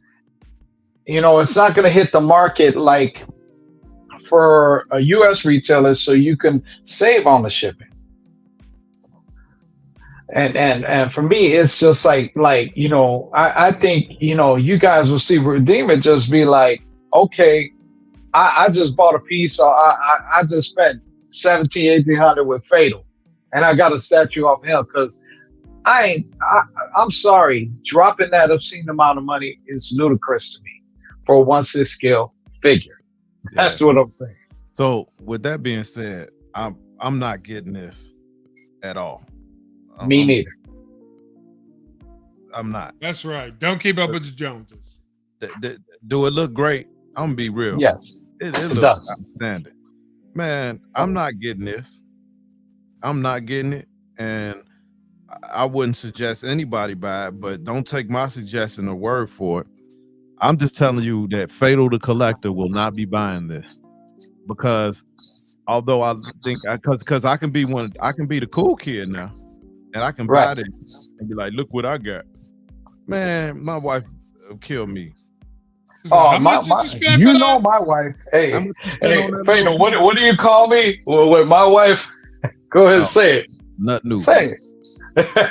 Because and I laugh about it because my wife would trip, and he knows that. My wife would trip if it's like this. Put it this way: the package which I was blessed with from Fatal, which he finally found, it's here with me. I didn't bless you with your package. No, but I'm saying where you found it. So I'm gonna be purchasing that off of him. But my wife knows about this, but she's still looking at me like, "Are you serious?" And she's like, "And you got all these hot toys that are coming in that she sees coming in, or that she'll pick them up for me because she gets home ahead of time from me." So, real talk, it's like this. Oh no. It's over with. It's gonna be a problem. So that's why that right there, no, that's and for me personally, in all seriousness, that's way overpriced, and I understand why. The medical grade silicone, the articulation with the medical grade, the endoskeleton that they're using, but for me. No, J&D, y'all can have that. I think y'all should really stick to doing just the statues, in my opinion, because and that's that. I think that they're overpriced with their statues in J&D, But that's my opinion. Like I said, my opinion, I'm entitled to it just like everybody on here is entitled to this. That they could keep that. God bless That's them right. with it. It looks dope. I love the magnetic eyes. I think the articulation with the neck is next level. Absolutely dope. Yeah. But I Redeemer. can't do it. Yeah, Yeah. your wife would be playing you that old Ray Charles song, "Hit the Road, Yeah, Jack." but it's dope. Man. Hit the You ain't road, never lied. Jack. It's dope. Don't you come back no more. Let no me more. move around. So I was You paid okay. what? I was in Best Buy the other day, and I saw this theater set up. Oh, I thought it was pretty nice. cool. Now look, you see these? These are ottomans that fold up into theater seats, man, and they space savers. I think Oh, this that's cool. is That so cool is for a collector absolutely dope. to give you the Yes. space. And then if your boys come over, look at this. It folds down to an ottoman, and they got wheels on it, bro. Yeah, because a lot of us, our collection room is our home theater room. Yeah. And Yes. so I'm looking for these, but these are probably like $800 or $900 per, and I think that's kind of expensive. But the build quality on it seemed real good. I just wanted to highlight that real quick because I saw nice. this too. It's One dope. of my favorite albums. When I go to Best Buy, I like records. I saw that, but You got a turntable, Fatal? yeah, I do. I thought Nice. about buying one recently. Yeah, it hooks up to a speaker, so it's pretty cool. But yeah, I want to find these. I can't think of the company name right now to make them, but Best Buy didn't have these available to order at their Okay. in Best Buy. That's the Magnolia. But this is not Magnolia product here. I can't think of the name, but they are ottomans that fold up and they got cup holders in it and everything, man. I thought that That's was nice. pretty dope. That And is it's dope. I and it's a space saver, especially for like a collection room and all that. That's dope. Yeah. Yeah, I thought it especially if looked you're gonna dope. have theater night and you bring all your people over. Yeah. And Look then at you that. Look at that. They're gonna be like, man, that's cold, you know. Yeah, so that's just something I wanted to share today, real quick. And then something like that, you can stack it up in the corner when you're not using it. So I was having some troubles, and I put this out to the Ooh. KoolNerdz guys. This is a fan art Power Girl, and I didn't pull the trigger on it. I was going back and forth with the commissioner. If it's available next month when financially I can do it. Now this one is like $875, and then you're gonna have to pay shipping. Sideshows right now is like I can get 15% off. I can get Sideshows for probably right under $500 shipped. And I'm like, but this face sculpt is very beautiful on this one to me. Yeah, but this one looks better than Sideshows. I think so. I definitely think so. This one reminds me of the older one. It's like they took the older one and enhanced it. Yes, I kind of figured that they had an older one. I wasn't sure, man. I got it in the other room. Okay. Okay. I'll go get the face sculpt. He talking about the older Sideshow piece. Okay. This is a newer Sideshow piece. Mm-hmm. Okay. And I don't think so. I put them together to compare. I don't think the Sideshow piece is bad, and then the price point. Come on, man, that blows it out the water, bro. It does. I know, but I know another company making another one too. So okay, I'm probably just gonna wait. And CBS, and they make some real pretty. These are both quarter scale. Yep, J Rob. Yes. They both quarter face scale. sculpt to the old Sideshow. Hold on. Okay, let's put you on full screen. Go ahead, you do it. Yeah, this is the older one. 2 head sculpts. Oh, okay. This one was the exclusive. This okay. is the regular. All right. Oh, okay. Now I get what you're saying. They took this and it's in the other room, so I can't bring it in here. Right. But they took it, and the thing I like about the newer one that Fatal was showing, it's a sculpted cape. The one on this one is fabric cape, and that's the only thing I don't like about it. Okay. You don't like it with the fabric cape?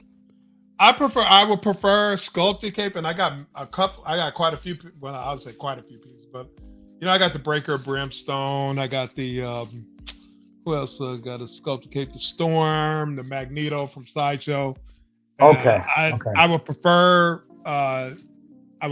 sculpted, but if I can only get it that way, well, I just had to be satisfied with that. Okay. And then also, not to get kind of gross, but the Sideshow one, the older one, the breasts are actually more fuller. Hers is kind of. I'm not trying to get pervy, but hers is kind of pushed in a little bit on that fan art. Okay, so she's more like a C cup here instead of a D. Yeah. Okay. But hers is more full. Matter of fact, they're more fuller than the Sideshow one. But you can find a lot of pictures out there on Google, and they even got them on eBay. This is eBay. They still got that one for sale. Yeah, so I think this fan art one looks better, but is it ultimately it's gonna be $700 more when you talk about shipping? So I don't know, man. I didn't put the trigger on it either. So I know another company, CBS, making one, and CBS also hit us with this one. This one I jumped on. That one is dope. I like the black hair though. When you showed it to me, I do like the black hair for some reason.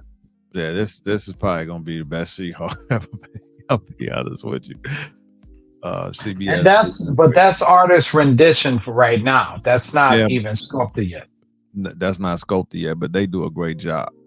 So they do have black hair as well, but her proportions are good. The way that they did the muscles is crazy.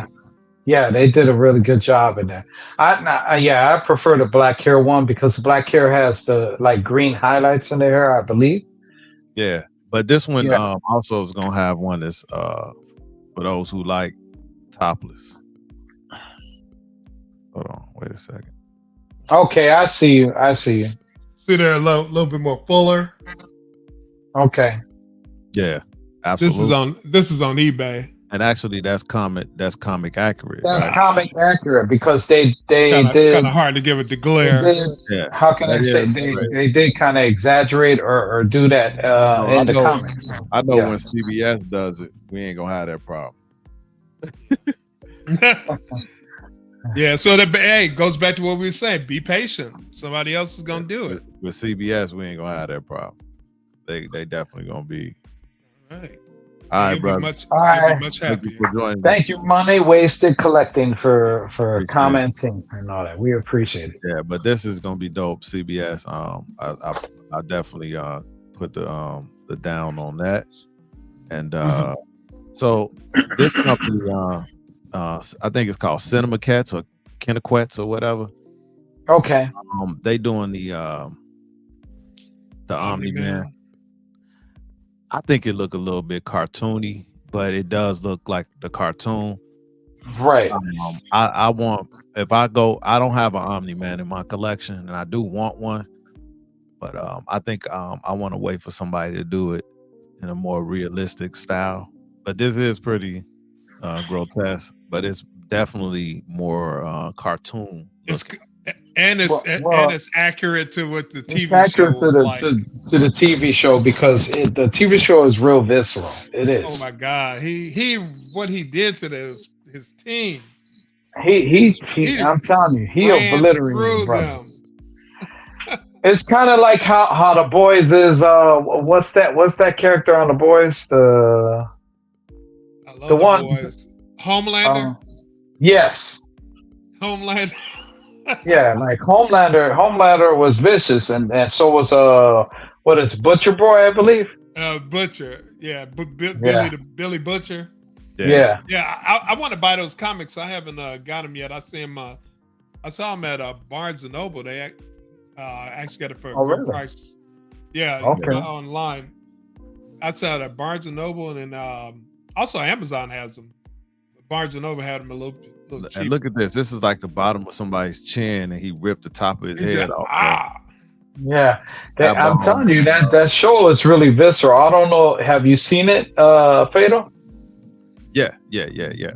So this does look more like the cartoon. So in that case, this might be a good pickup if you want to add these because they do look accurate to the cartoon. But I kind of want more of a realistic rendition of these characters. I feel you.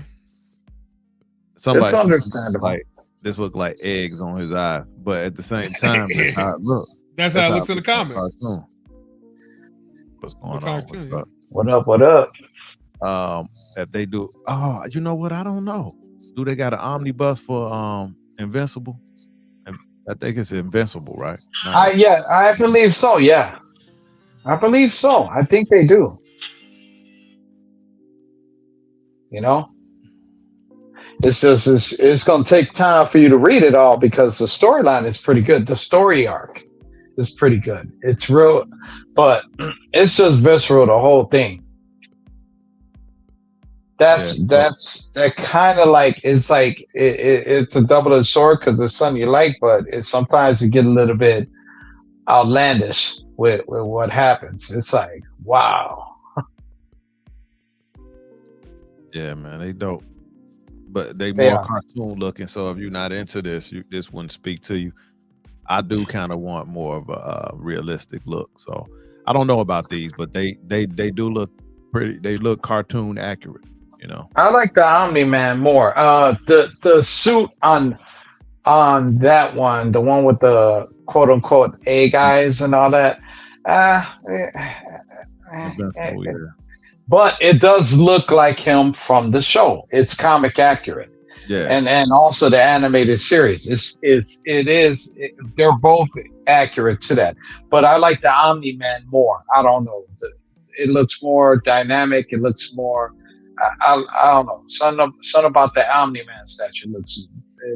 It talks to me more. Yeah, but here go a day one. I put this on my page, and a lot of people bought this because it was $160. Yes, sir. Through Hot Toys, and I think it blows the one Sideshow brought out of the water. Yes, it does. Come on now, come on. Speaking of that go to black hair. So yes, I like that. That black hair one looks dope. They go to black hair, but this Wolverine. There it goes. You got him there. Did this sell out already or what? I'm not sure. I'm not sure. You could check Sideshow. They still have it. Yeah. 160 though. But this 6 scale figure, dude, to me, it's one of the best bang for your buck 6 scales that's come out in a while. And it got some of the X-Men 97 vibes to it. It's articulate. It's got like a fighting body. Yes. Tell them about the face. I'm gonna show the pictures, but look at all these interchangeable the lower face sculpts. 160, man, that's a deal, man. They got 6 scales coming out for $1,000 now. That's still available pre-order. Yeah. See, I'm telling you, that's a steal. We both copped this. And as far as like the long claws and some comic runs, that's accurate. So I know people was talking about LBS having the long claws. I hope that JC don't listen. I like that, but that doesn't bother me. I'm a big Wolverine fan. Actually, Wolverine is my favorite character. Yeah, he's my favorite character. And the long claws, they don't bother me. I like this a lot. I like it. That's dope. Yeah, I like that they put the slashing effects on there. It's dope. I don't collect any 6 scales, but this one would tempt me.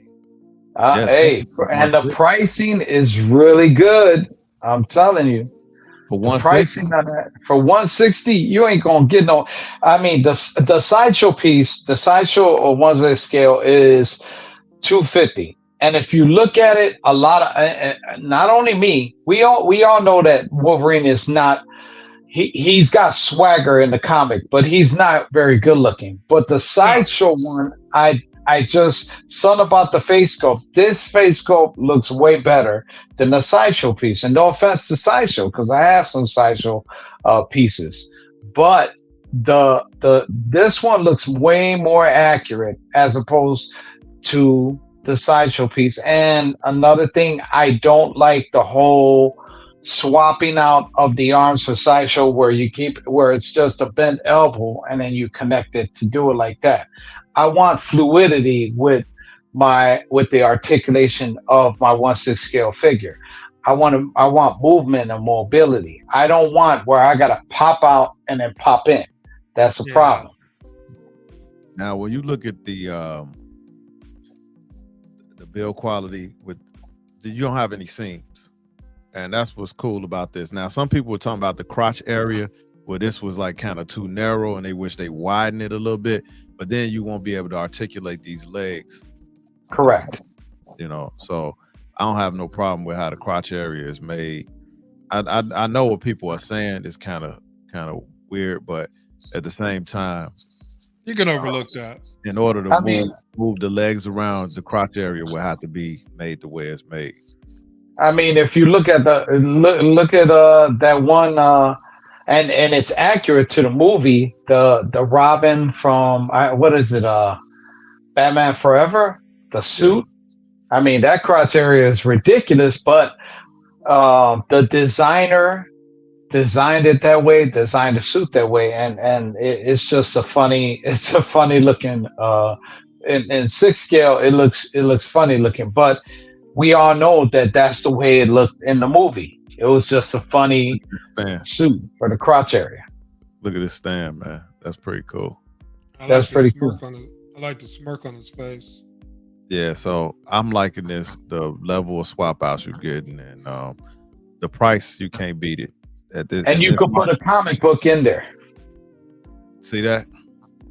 That's just really dope. And I think he's bulky and got that real Wolverine look to him. So yeah, I'm happy about this one. No hesitation whatsoever. At 160, I grabbed it. So congrats. Yeah, my uncle did too. So I was peeping this. Spec posted this up. This makes me want to go spend some money.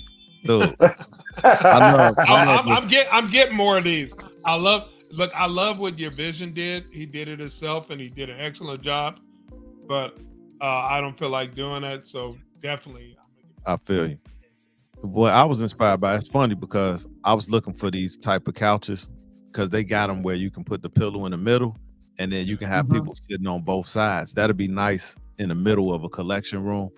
And you can sit on both sides, or you can move the pillows back and use it to watch movies. But if you got company over and it sits in the middle, they have couches like that. It's like modular. And I like that. Profile. That's nice. I like that. That I guess that's a life-size case.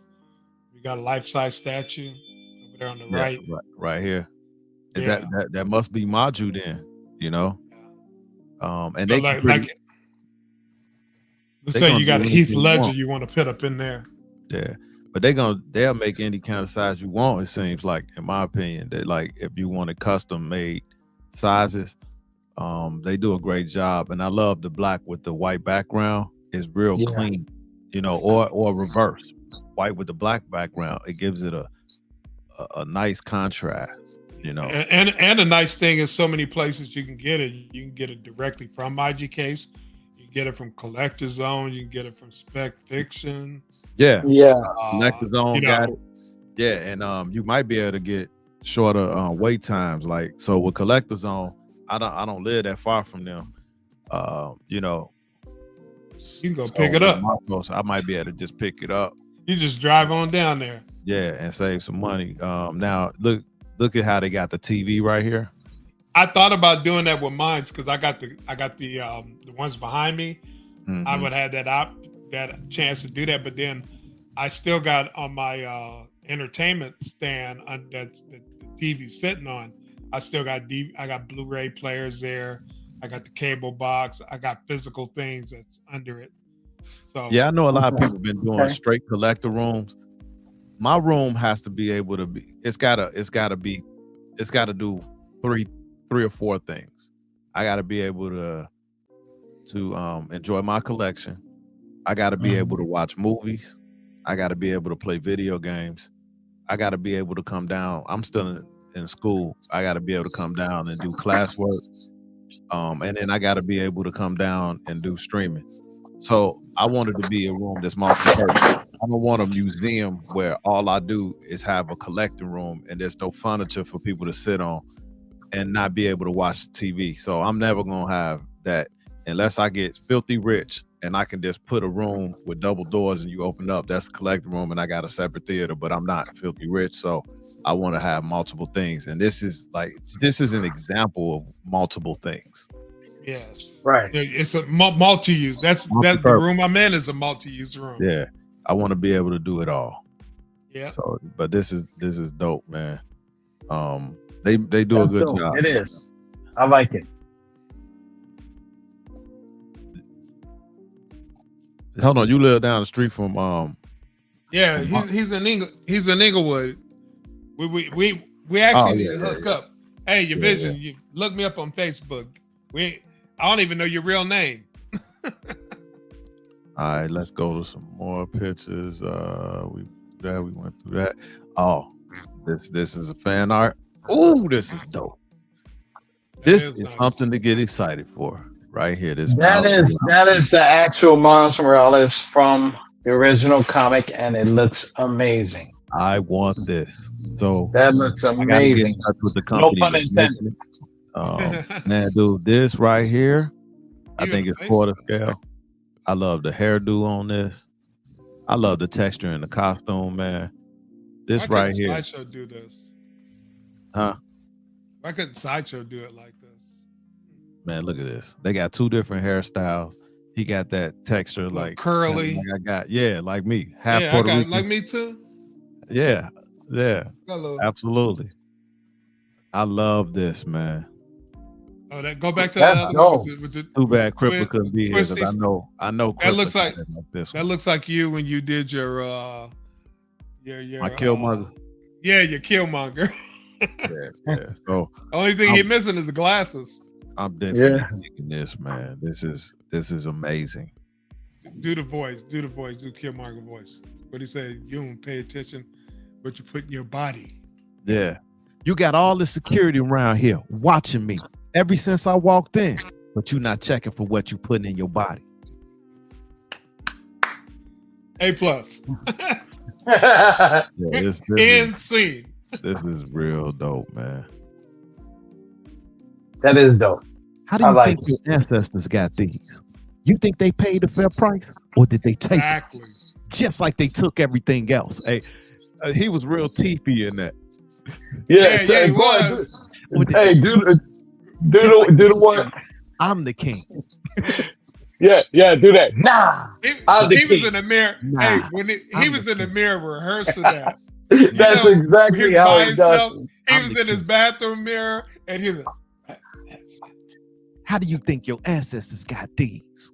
That brother, fair price. Much success to that brother. I hope he keeps going. Shout out to Michael B. Jordan. He recently, I don't know 100% if it was him, but they posted a video of him, and they said it was him in a Lamborghini, and he crashed into a parked vehicle. So, oh man, fortunately nobody was in it. It's this property, and hopefully he okay if that was actually him in that vehicle. But anyway, he a great actor to me. Oh yeah. He come a long way. Look at this Easter egg. And see, with it being a fan art. Oh man, that's dope. Yeah, buddy. Oh, you gotta zoom in on that. That is dope. Yeah, man. I want this, man. Oh my goodness, that is dope. You know the price? Yeah, for real. I don't know yet. Hold on. You gotta get that price, man. That's dope. I don't know yet. Oh, that set it off right there. That's like the cream of the crop right there. When you put that in, that's like pie-yow. Look at this. So how could you not? That's off the especially if you're a shoe collector. Yeah. You can get 2-in-1. You can get a dope sculpture. Ridiculous. With a dope pair of kicks. Yep. Jordan 1s. Oh my goodness. Chicago. This is absolutely ridiculous. This is Yeah. I could just go out and say it's the best Miles Morales statue ever made. What is made? I have to say that one's dope. I gotta agree with you, dude. This is unreal. I want this one. This is one that I'm gonna grab when I get the chance. You know, so I gotta get it, man. I gotta get it. Dude, the pose is ridiculous too. Now, is this another artist rendering, or is this the actual? This is artist rendering. This is 3D rendering. Okay. But this is these 3D renders are getting so good it's hard to tell if it's Right, correct. sculpture. That's what I'm saying. So it's like this. If they hit it on point with the paint apps and everything and the sculpting itself, they got a winner right here. That's a winner. That is a winner.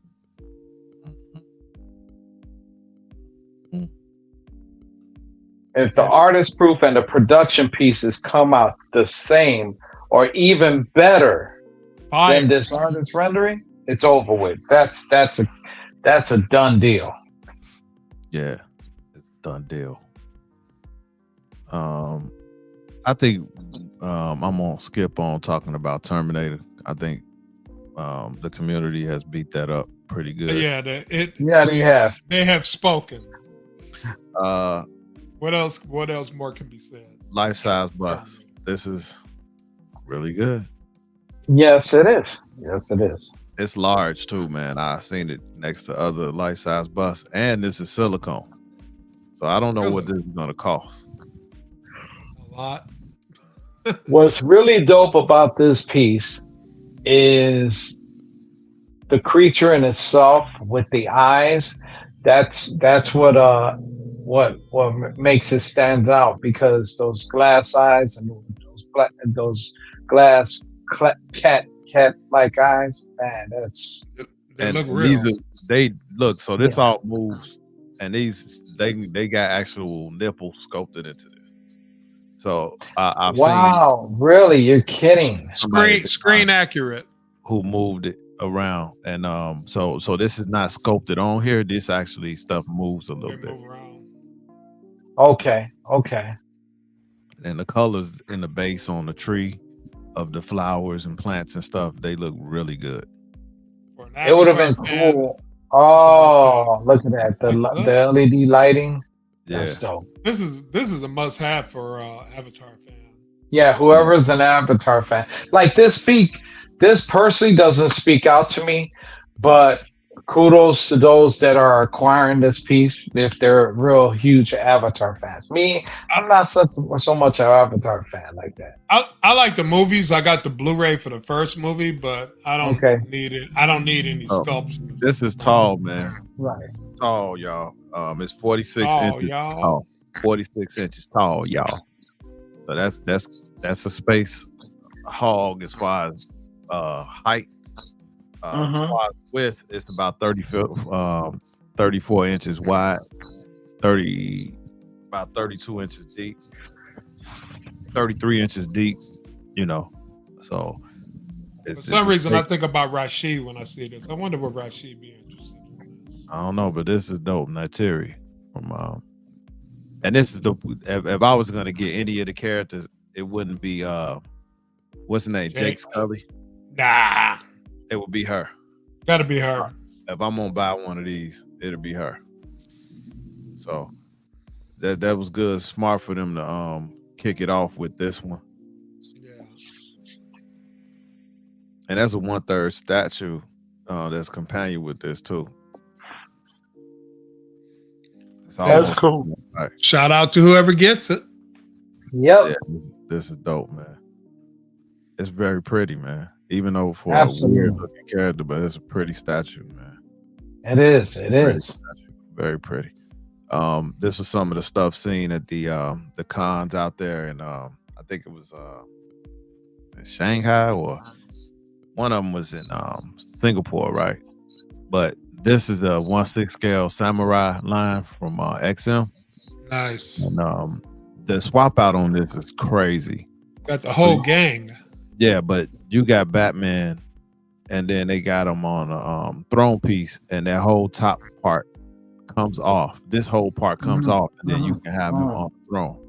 That's nice. Which is really dope. So they got the whole like the samurai crew there, man. This is something that if you didn't collect that line, you can grab this 6 scale and you got all the quintessential characters in that line. Yep. If they come out with the Joker, if they come out with the Joker surrounded by the other villains like the Penguin, Penguin, Riddler, and Catwoman, and I mean not Catwoman, but Catwoman. Catwoman, yeah, they had a Catwoman. They had a Catwoman, yeah. Bane and Poison Ivy and Harley. So they might do the Joker with Scarecrow. Scarecrow. If you do the Joker surrounded by those to companion with this, bow. You got. And don't forget about Killer Croc. That Killer Croc is up. Oh man, Killer Croc is crazy. Crippler says he's tempted by that one. Killer Croc is crazy, man. He said he ain't even got no love for the samurai line, but he loves that sculpt. Yeah. That Killer Croc and the samurai line is dope.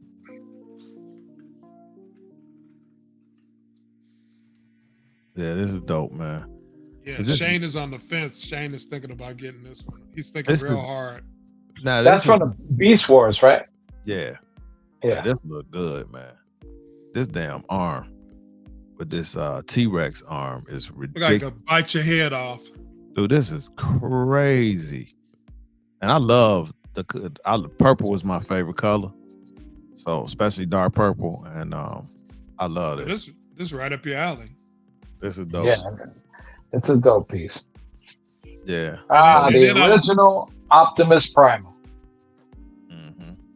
Yep. These are all XM pieces. Then on that Megatron, I like the smile on his face, his teeth. You got a picture of that? Yeah. Yeah. Yeah, it's good. Look at that smirk on his face. Oh, that's pretty good. He's about to smile like that. He's about to do something real nasty to you. He's about to do some damage. Yeah, this is pretty. This is. You don't want a villain smiling at you like that. This the highlight of the piece, though. It's got that cannon coming out of the mouth. This is crazy, man. This is crazy. And this looks real good too. Primal. Yeah. Yeah. This is dope stuff. Wasn't too big of a fan of this. Don't even know why they did it, but we'll see if they got a market for it. You know what I'm saying? Yeah, not for us. It's probably for somebody else. This War Witchcraft right here? I'm not sure. I don't really follow that video game. Yeah. What's up, Shane? Shane. The Lord of the Rings.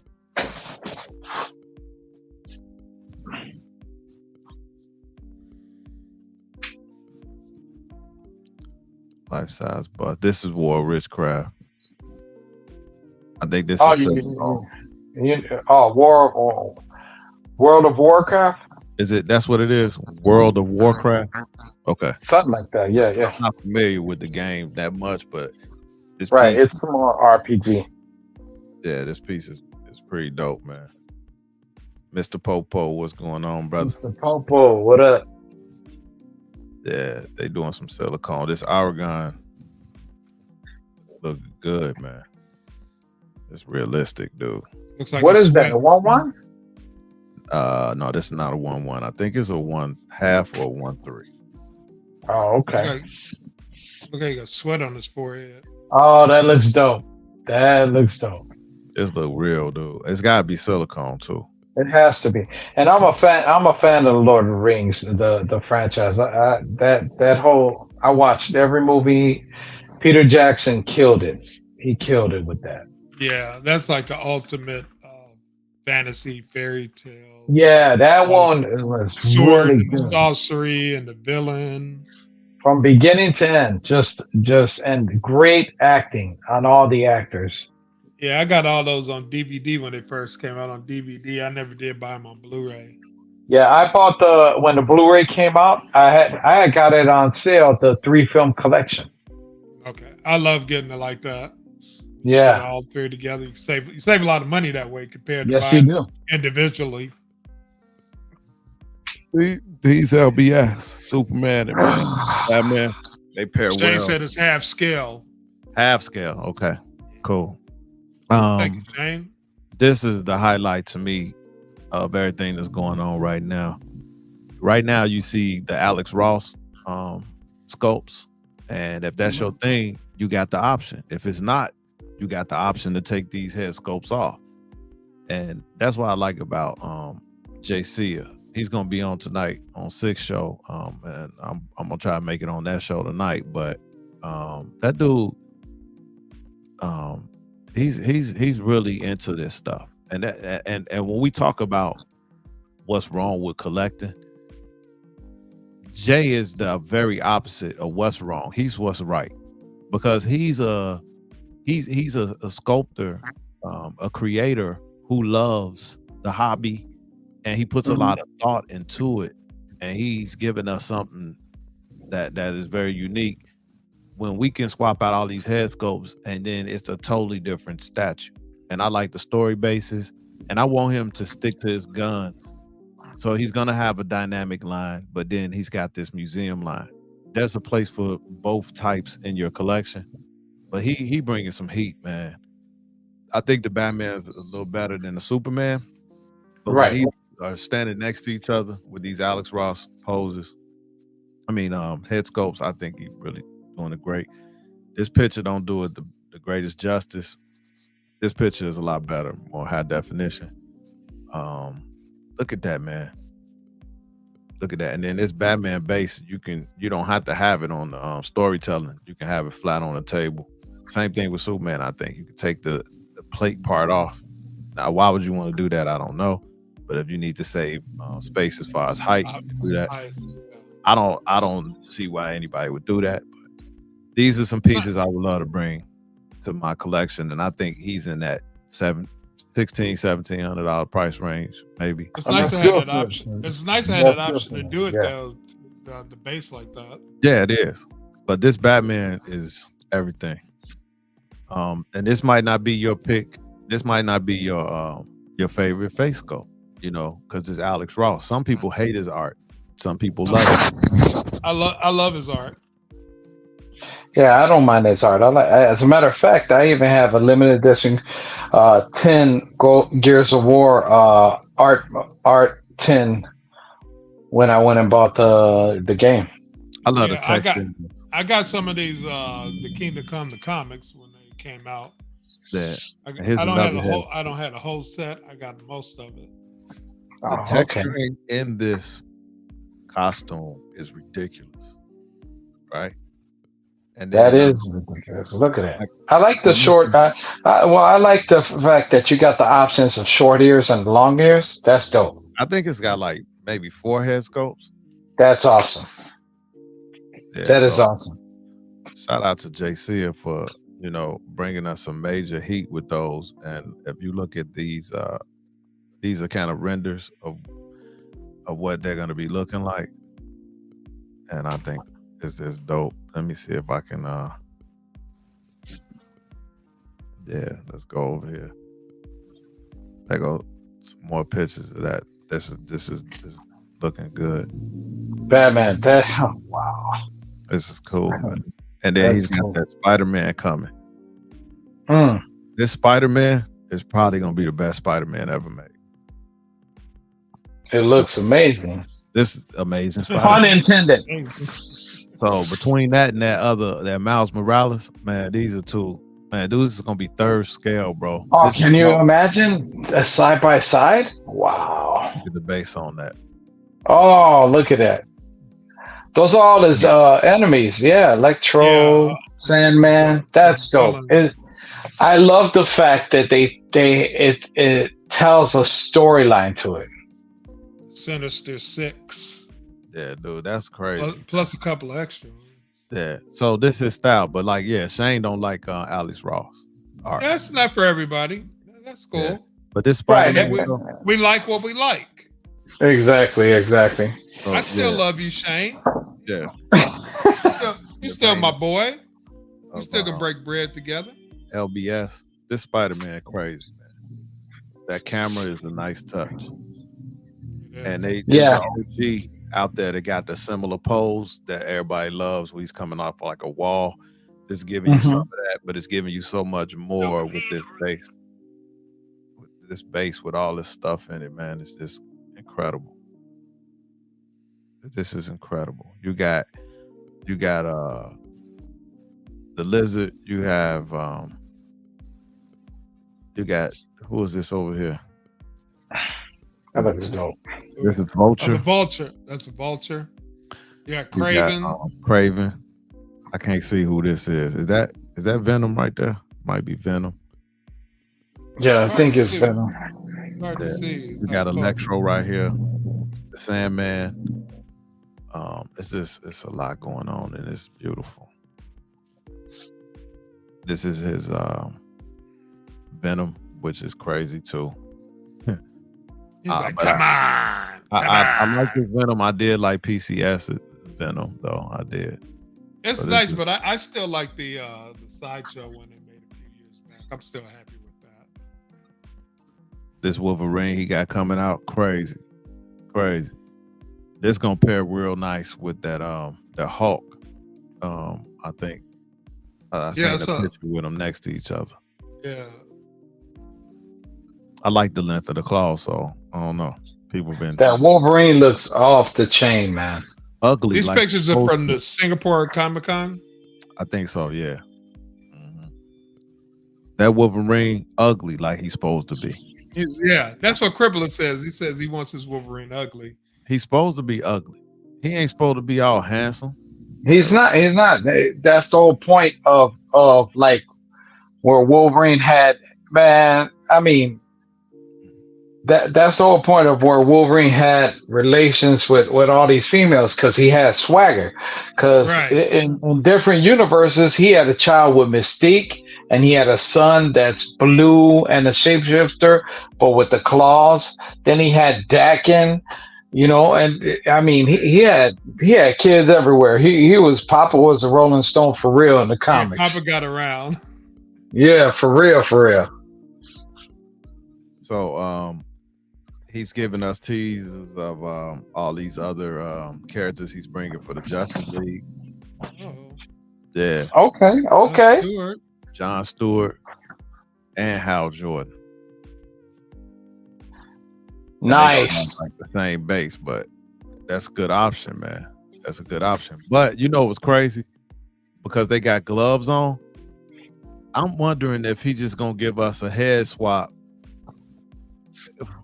for this. And that's true. Bring out one statue and then you can do that's a good one. Yeah, that's true. Same statue, man. Talk about a space saver. Yeah, that's true. You could change a black guy to a white guy in the swap of a head. Yep. But Michael Jackson would be happy right now. It don't matter. You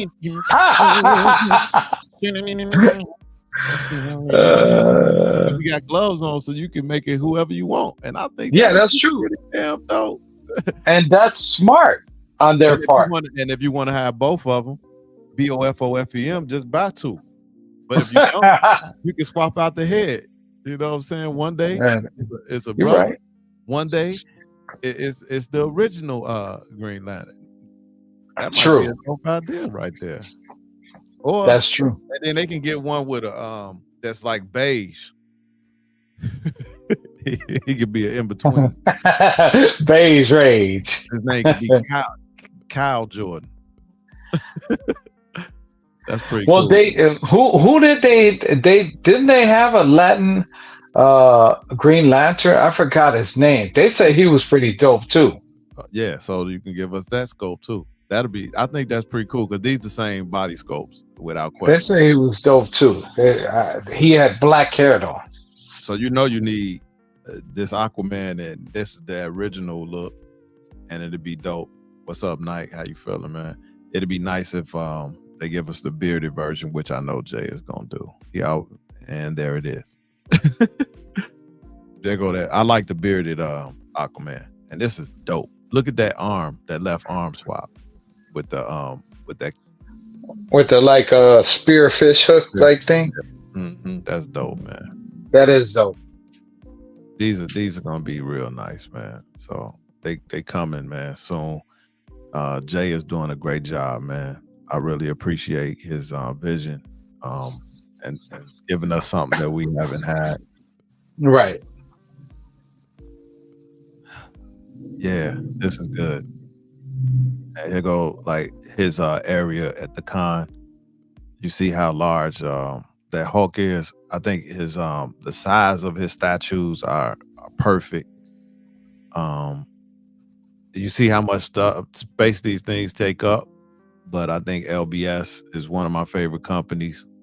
Jay listens to the community. That's what I appreciate about him a lot. But you don't want him to veer too far away from what his vision is. And I think he does a great job of balancing that. He takes the constructive criticism and then he tweaks things, but he's smart enough not to change his entire idea to please individuals, because he has a vision. If he does that, if he goes totally away from what he wants to do, then it takes away from his artistry. It's his vision. Right. And if you want to buy it, you buy it. If you don't, you don't. But he does take the criticism, the constructive criticism, and he doesn't get offended by it. And that's what that is great. And another person that's pretty good at doing that as well is over there at PCS. So Ann Adams is the same way.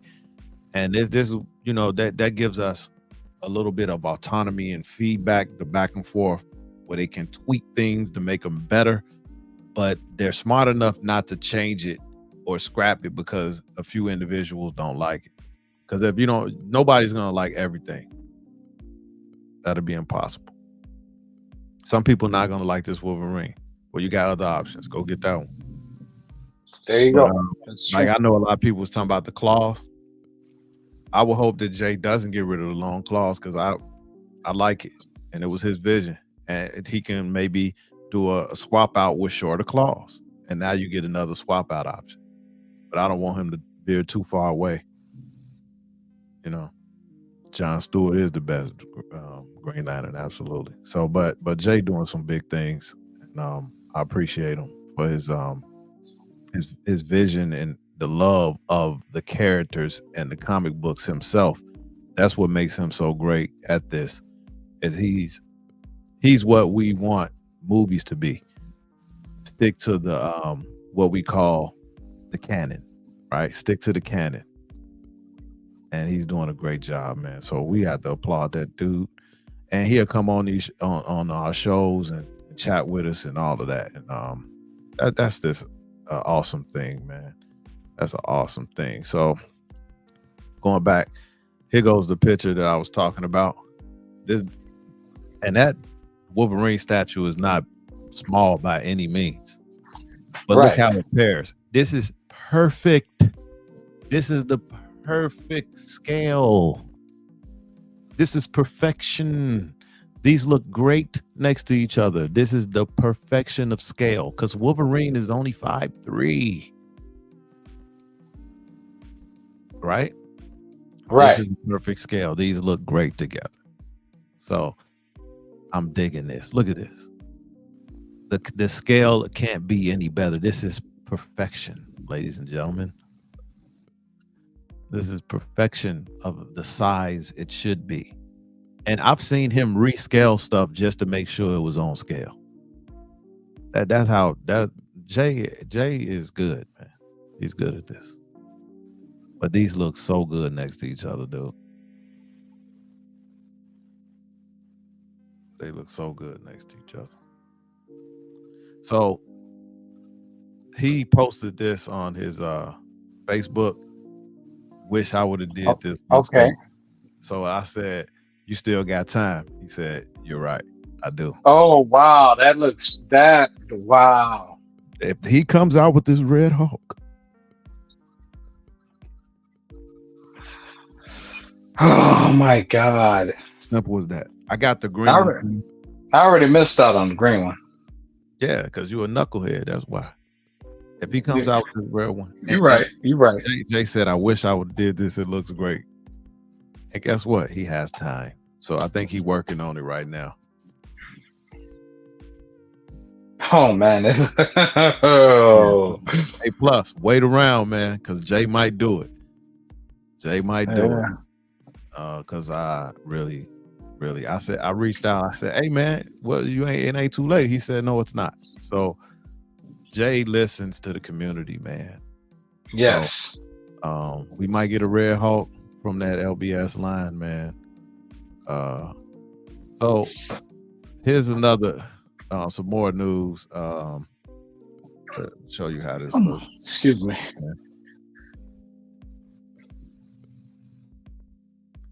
That's gonna look good together, man. That Justice League, and if he does I just think he should just give us the head swap for Hal Jordan or John Stewart, and then you can just swap them out. I don't think he need to do both. I think he could just do one and just give us the head sculpts for both. And I think that'll be welcomed by the community. I think it really brings the community something that's unique.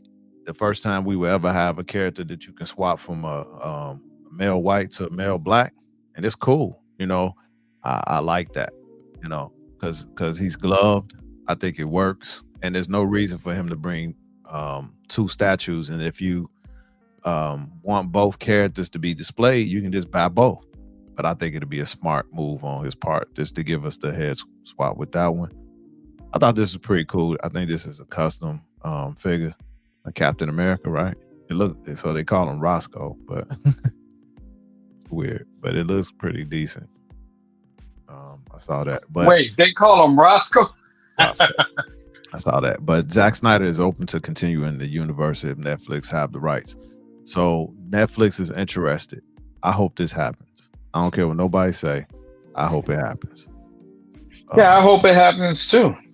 Yeah, I hope it happens, man. I hope it happens. All right, so this is the big news. This is incredible. It is. It is absolutely stunning.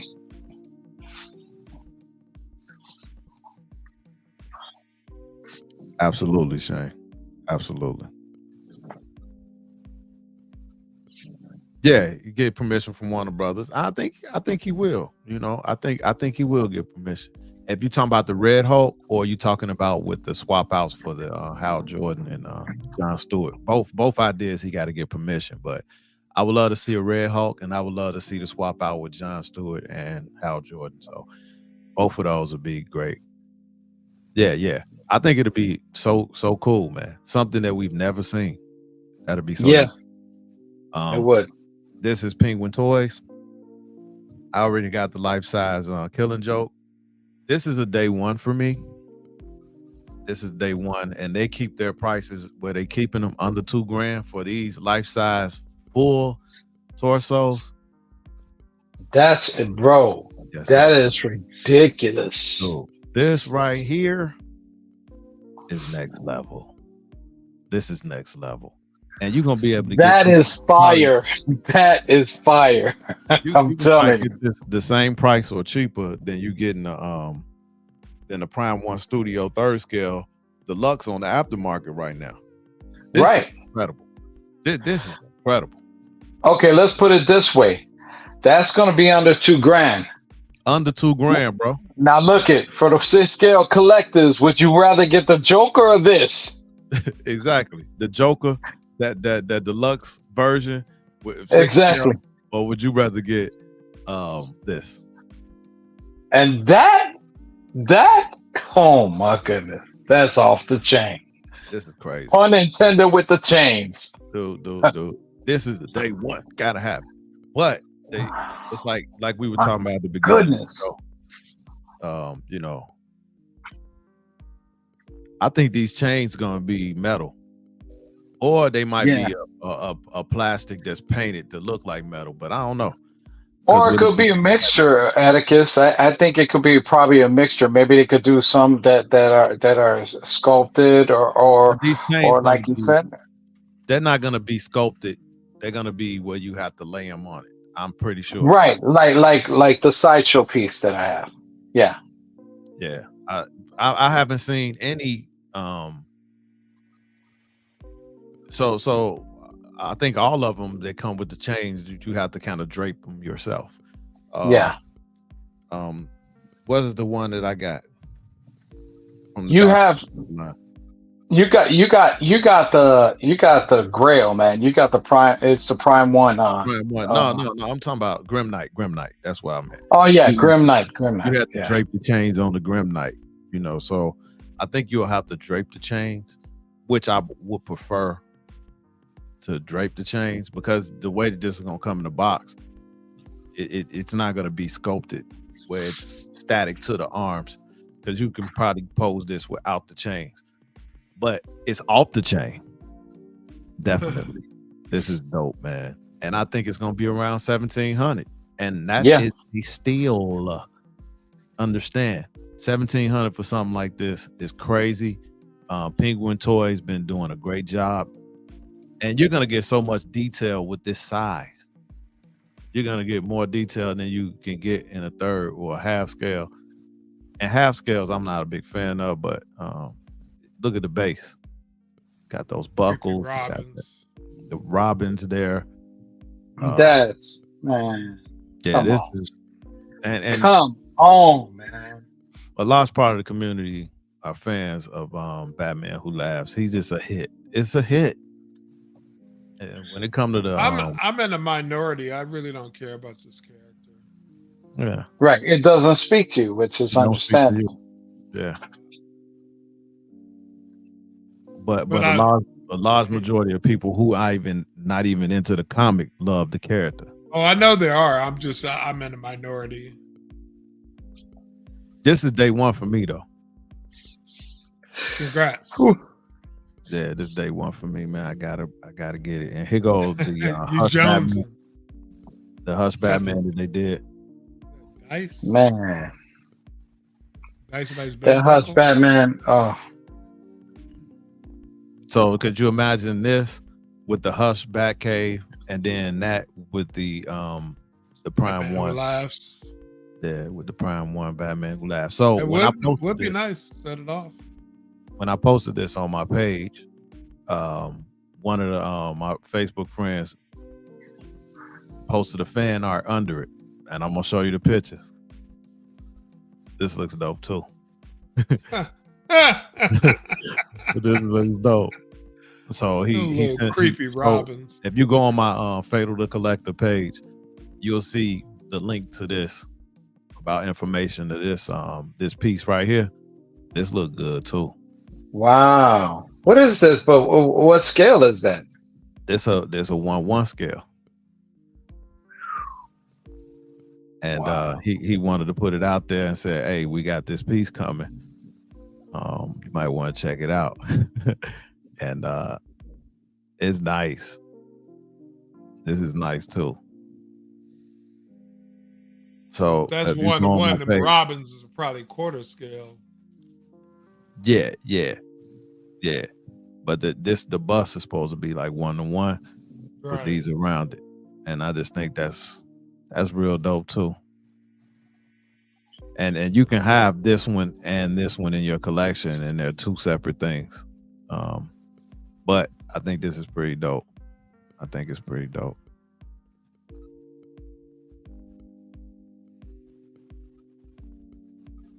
What's the problem? Punchline. There's only one problem with all of that, Fatal. What is the problem? It's Batman, and everyone knows Batman. Does not. He trying to breathe. You capping, bro. he cares. He loves Batman. He know he capping on that one. Because I heard him talk about Batman. I know him. You heard him. You know what he meant. I watched him. Yeah, he just like that. He said Batman can beat everybody. No. All right. The end of the show, and you know what time it is. All right, let's do this. It is challenge day. I, Mbaku, Leader of the KoolNerdz tribe, bring to you two challengers. We have one who has magic and is extremely powerful in Black Adam. But we have one that we rarely talk about in the collector community, Sentry, who is very powerful. So I'm going to let my uncle present to you the challengers. Okay. I'll start. I'll start with you. You take. How about this? You take Black Adam. I'll take Sentry. All right. All right. So you pull up your info while I'm going down Sentry right now. Now Sentry, it came. As we all know, it came out earlier in 2000, like September 1st, I think. I think September 1st or sometime in September, but in 2000. So it's kind of a new character. It's like he was like a regular Joe Schmo, kind of overweight type of guy at first, and he ended up where he acquired his powers through the super soldier serum, just as Captain America, but his powers radiate from, like, I guess the sun or something like that, because according to what it says, his powers are like powers of 1 million exploding suns. And we're going to go into what does that include. So what it includes is that he has, of course, his powers are limited. His abilities include superhuman strength, speed, durability, as well as flight and energy projection. So, Sentry is a pretty strong cat. He's come out in multiple parts of the Marvel universe, the Avengers, the Dark Avengers, etc., etc. So he's been around for a while. He kind of reminds me a little bit of Adam Warlock, if I could say the least. But he's a pretty powerful character, and he packs a punch. I gotta say that, like, it's gonna be a good challenge versus Black Adam. That's all I gotta say. But he's a character that's been out fairly new. It came out in 2000. So yeah, he's kind of new to the game, but I don't know about this one, Fatal. I don't know. He's an energy projection, and they say his powers are limitless. Powers of a million exploding suns. I don't know, man. Sentry seem to got in. What you got for Sentry with Black Adam? Well, Black Adam's powers are rooted in magic. Okay. And he is on the power level of, he's close to Superman as far as strength goes. Now, originally it was like ancient Roman.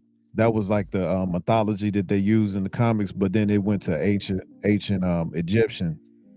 And the same powers that went to like Shazam are the same power structures that went to Black Adam. Now, we all saw the movies. Black Adam, his powers are rooted in magic. Okay. One of his powers are that he's invulnerability. So he's supposed to be he's supposed to be like not vulnerable to any type of attack. I mean, they can say that all they want in comics, but that's a lot of times not true. But immortality, super strength, super speed. He has one thing I know that he's a better hand-to-hand combat fighter than Sentry is. He has magic, teleportation, and healing factor. And the base of his operation is in Conduit, a place in Egypt.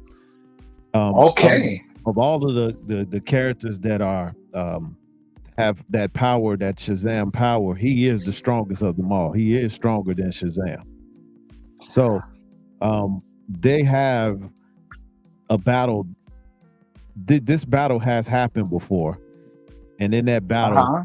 Black Adam was ruled the winner. But of course, like the great late Stan Lee said, it all depends on the writers. It's But true. Correct. these both are very strong characters, and Black Adam has had many battles with the likes of Shazam. Of course, that's his main and antagonist or whatever. And he's really more so a villain, but he can be considered an anti-hero. Mhm. Extremely powerful though, and of course his powers are rooted in magic. That's why he has a good chance when he fights a Superman, because Superman is kind of invulnerable to magic, and of course he's also invulnerable to kryptonite. Those are written in the stories, and I think but Black Adam has stood strong against Superman in battle. He's one of the most powerful characters in DC from that level and he has godlike powers. Okay. So Black Adam has been around, of course, longer than Sentry has in the comics. Both of these are extremely powerful characters. I'm going to pull up the poll, and I'm going to let you guys decide who do you think will win this battle. Where I think Black Adam has the advantage is hand-to-hand combat. He's just a better fighter. And another thing about Sentry, he also has rapid healing. He even tried to kill himself once. He went to the sun, but he couldn't die, and he's actually survived a nuclear explosion, direct nuclear explosion. Well, yeah, because his power is derived from solar radiation. Yeah, so you're dealing with this would be a hell of a fight. These two got together, they're tearing up some stuff. This is a good one. I'm leaning towards Black Adam for me, but I don't know. Sentry, he looked like he could hold his own in this battle, man. Yeah, I did my own little YouTube research before this, and I'm kind of leaning towards Sentry. Okay, we're gonna let the people. We're gonna let the let people. let the people decide. Let's go. Don't let us statue people influence you. Okay, I'm gonna get close to the microphone. Sentry. And Black Adam. Look, do some magic. You will vote for Sentry.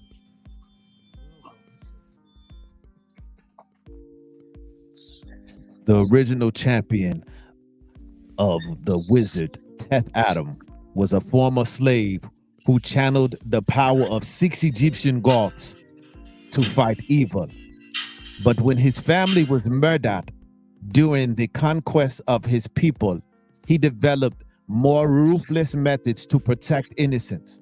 Seeing him as corrupt, the wizard banished Black Adam to the tomb of Ramses. After centuries of imprisonment, he would finally escape to overthrow Condor's tyrant by force, becoming the country's defender and natural enemy to the world's heroes. That's Black Adam.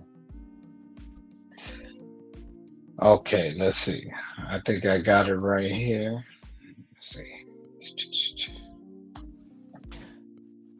His powers are agility, berserker strength, blast power, divine power, electrical control, energy absorption, flight, healing, immortal, intellect, invulnerability, leadership, longevity, magic, intercal, stamina, super healing, super sight, super smell, super speed, super strength, tracking, unarmed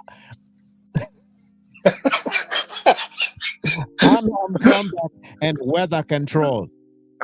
Okay. He can control the weather. That's why the lightning's there.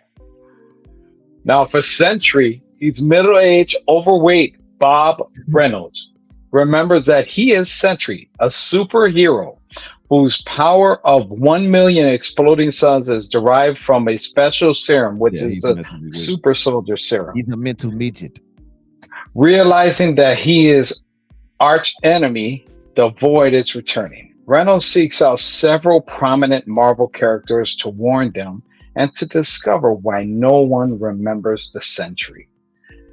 The characters' memories of the Sentry, the Void, to resurface when Reynolds talks with them.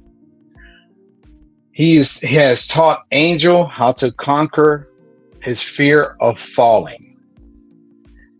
Peter Parker actually had took photography of Sentry, which earned him a Pulitzer Prize and fame. Hulk never forgotten the Sentry, whom he called him the Golden Man. So under his powers, which is superhuman strength, speed, intelligence, as well as invulnerability, enhanced senses, energy protection abilities, and the power of flight, all via fueled absorption of solar radiation and dependent upon his mental state, which Shane Lichtenstein has spoke about. So it all depends on how his mental state is. So it's kind of like, I guess you could say Sentry has like, he's got to be mentally stable in order to handle in this battle. And Black Adam, as we know, is always confident in the way he talks and in his fighting ability and confident in his power. So that's, I don't know. I would give the edge to Black Adam because of that, because he also could get in somebody's head and show him his power and say, you're not going to beat me just like that. You're not going to have that. You're not going to conquer me.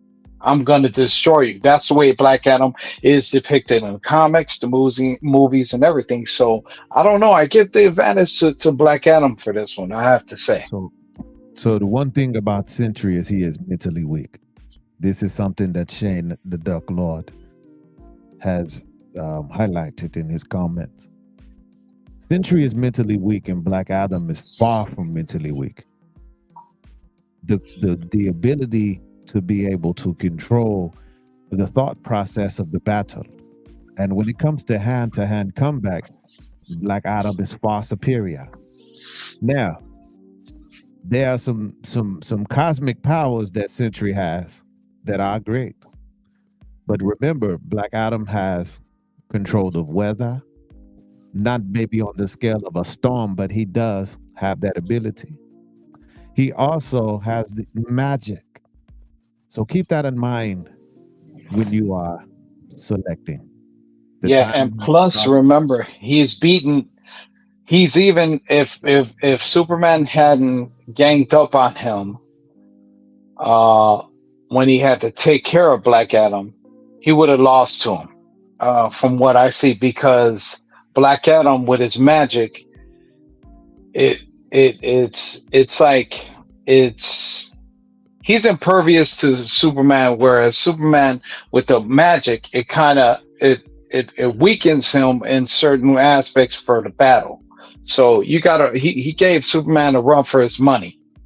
So, and that's Black Adam that gave him a run for his money like that. I don't think Sentry would be able to handle Superman, yet alone to handle Black Adam, in my opinion. But hey, the poll speaks for itself. I don't know, Fatal. Yeah. So looks like Sentry's going in. There's a minute and 15 seconds. 15 seconds left. 15 seconds. How many seconds, Fatal? We're now 59 seconds. 59 seconds.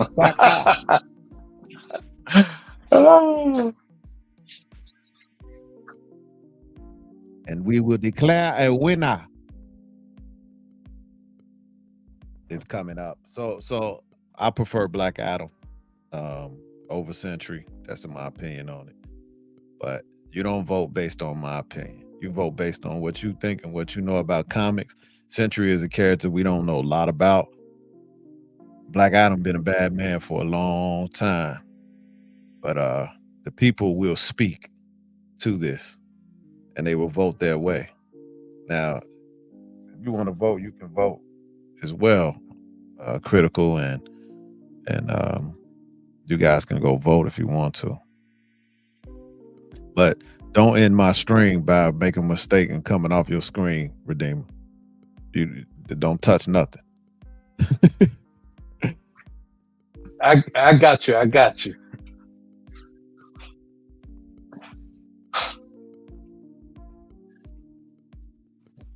My bad. I had to just. My wife just walked in, so I had to see what was up. And that's it. The winner It's Century. Wow, Century. That's a shocker to me. Fatality. Hey, that's what Challenge Day is all about, ain't it? Get some surprises in there. Am I right? Absolutely.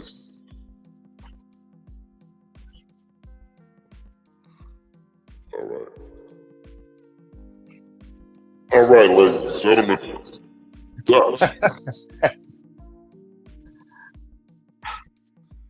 Let's go. Ladies and gentlemen, for this challenge day. But Black Adam has another opportunity to fight. You have to lose twice in order to be out of it. So as we continue to do these shows, So this was episode 47. Episode 50, we're going to be doing all the giveaways. So we got plenty of giveaways. So any last words, Redeemer?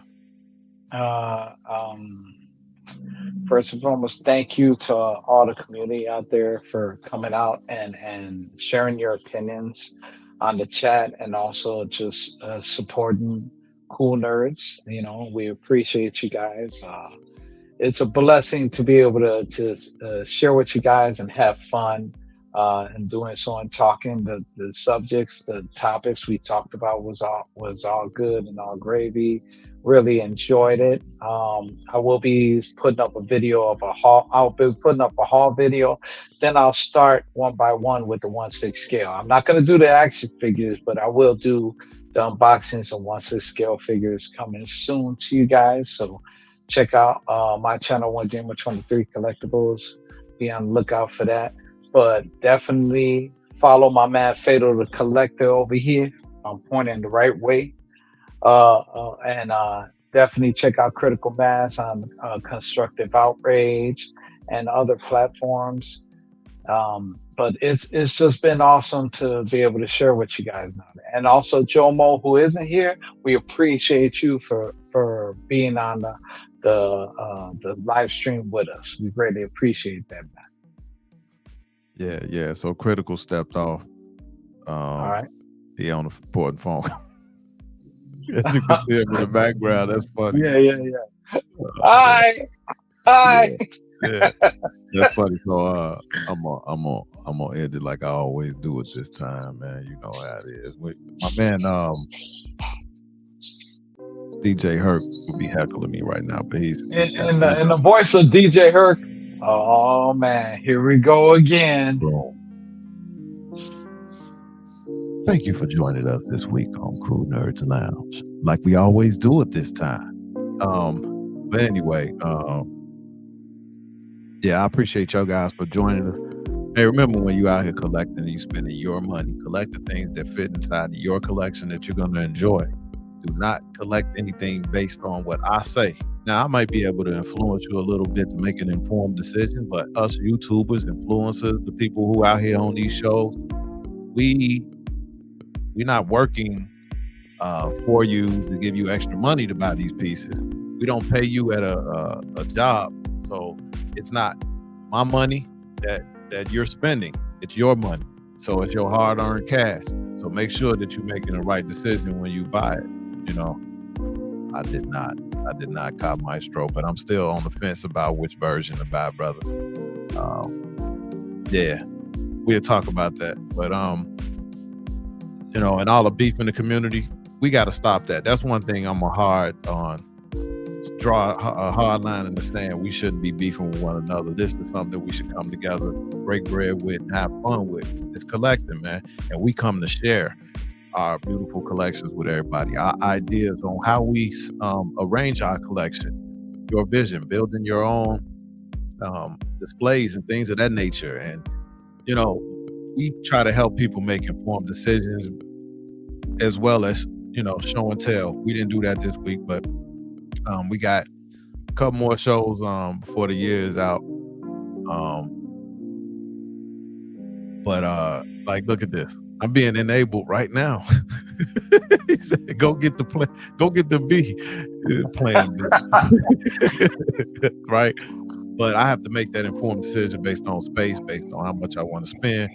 But he's seen the piece, I believe. He's gonna have a piece in his collection, so he'll be able to say, "Hey, man, dude, I'm telling you, if you see this in person, you're gonna be like, wow." That's what we do, and it's influence, you know. But at the end of the day, when you spend that money, that's your money that you spent on this collection. And whether or not who collects what and how they collect, we really can't get personally upset about what somebody puts in their collection. They can buy a collection today, keep it for 2 months, and sell it. Hey, that is what it is, man. I'm not that type of collector. However, some people do it, man, and some people do it strictly for YouTube, and that's fine. If they want to make this their career, you can't hate on that, man. We just gotta keep it moving. Enjoy your collection, right? Break bread, show and tell, and it's one love because we all come together. You know what I mean? And this is afforded us the opportunity to meet a lot of people we would have never met. There are people in my own city that are collectors that I would have never met if it wasn't for this platform, and I love to meet them in person. Maybe they can come see my collection in real life. This is a cool thing. And in the vein of that, there will be an event coming up. I think it's June with Collector Zone, where collectors can come out and meet each other in real life, man. We could do, you know, break bread, go out to have a bite, a drink together, and meet each other for the first time in person. We had an event this year that was real fun, meeting other collectors. So you should come out if you can to that event. I'll be posting about that more often on my Facebook page and the KoolNerdz page, and talking about that more on this channel because you know, linking up with the collectors is real cool, man. You get to meet these people, man, because we all got some similarities in our personalities, man. You know, so this is a fun thing. This is a fun hobby, and we're gonna keep it that way. We're gonna keep it fun, organic, and we're gonna enjoy our collection. Try not to overspend. That's advice, you know. But you know, y'all come back the next time we have a KoolNerdz Now. Tonight I'm gonna be on with Sick Mansion. He's gonna have JC. He's gonna have some Q&As and all of that stuff. So you guys come and join that tonight on Sick Mansion. He hasn't been streaming lately. Life got in front of it, so he had to take care of business, and he did. But we're gonna be back on tonight on that Saturday night show. So appreciate you guys for coming out, hanging out with us, man. Y'all have a great rest of your day. And then you know I always end it with a peace and a God bless. Boom.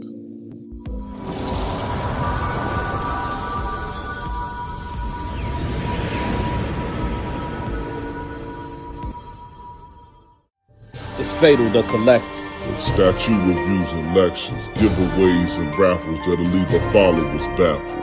Got fearing and got loving with new reviews up in the oven. So press like, comment, and go ahead get the subbing. Collecting is a hobby, we do not making an idol, but on this channel we gon' bring the heat. Better let us compete with our rivals. Tours and conversation in this KoolNerdz nation. So sit back, relax, and let us take you on a convention vacation. From conversation to cosplay, MCU, DCU. We got everything for you. Batman is my favorite, DC. Marvel is Black Panther, R.I.P. Chad B. Winter, spring, summer, and fall, in any kind of weather, we collecting forever. Just like, comment, and subscribe to Fatal the Collector.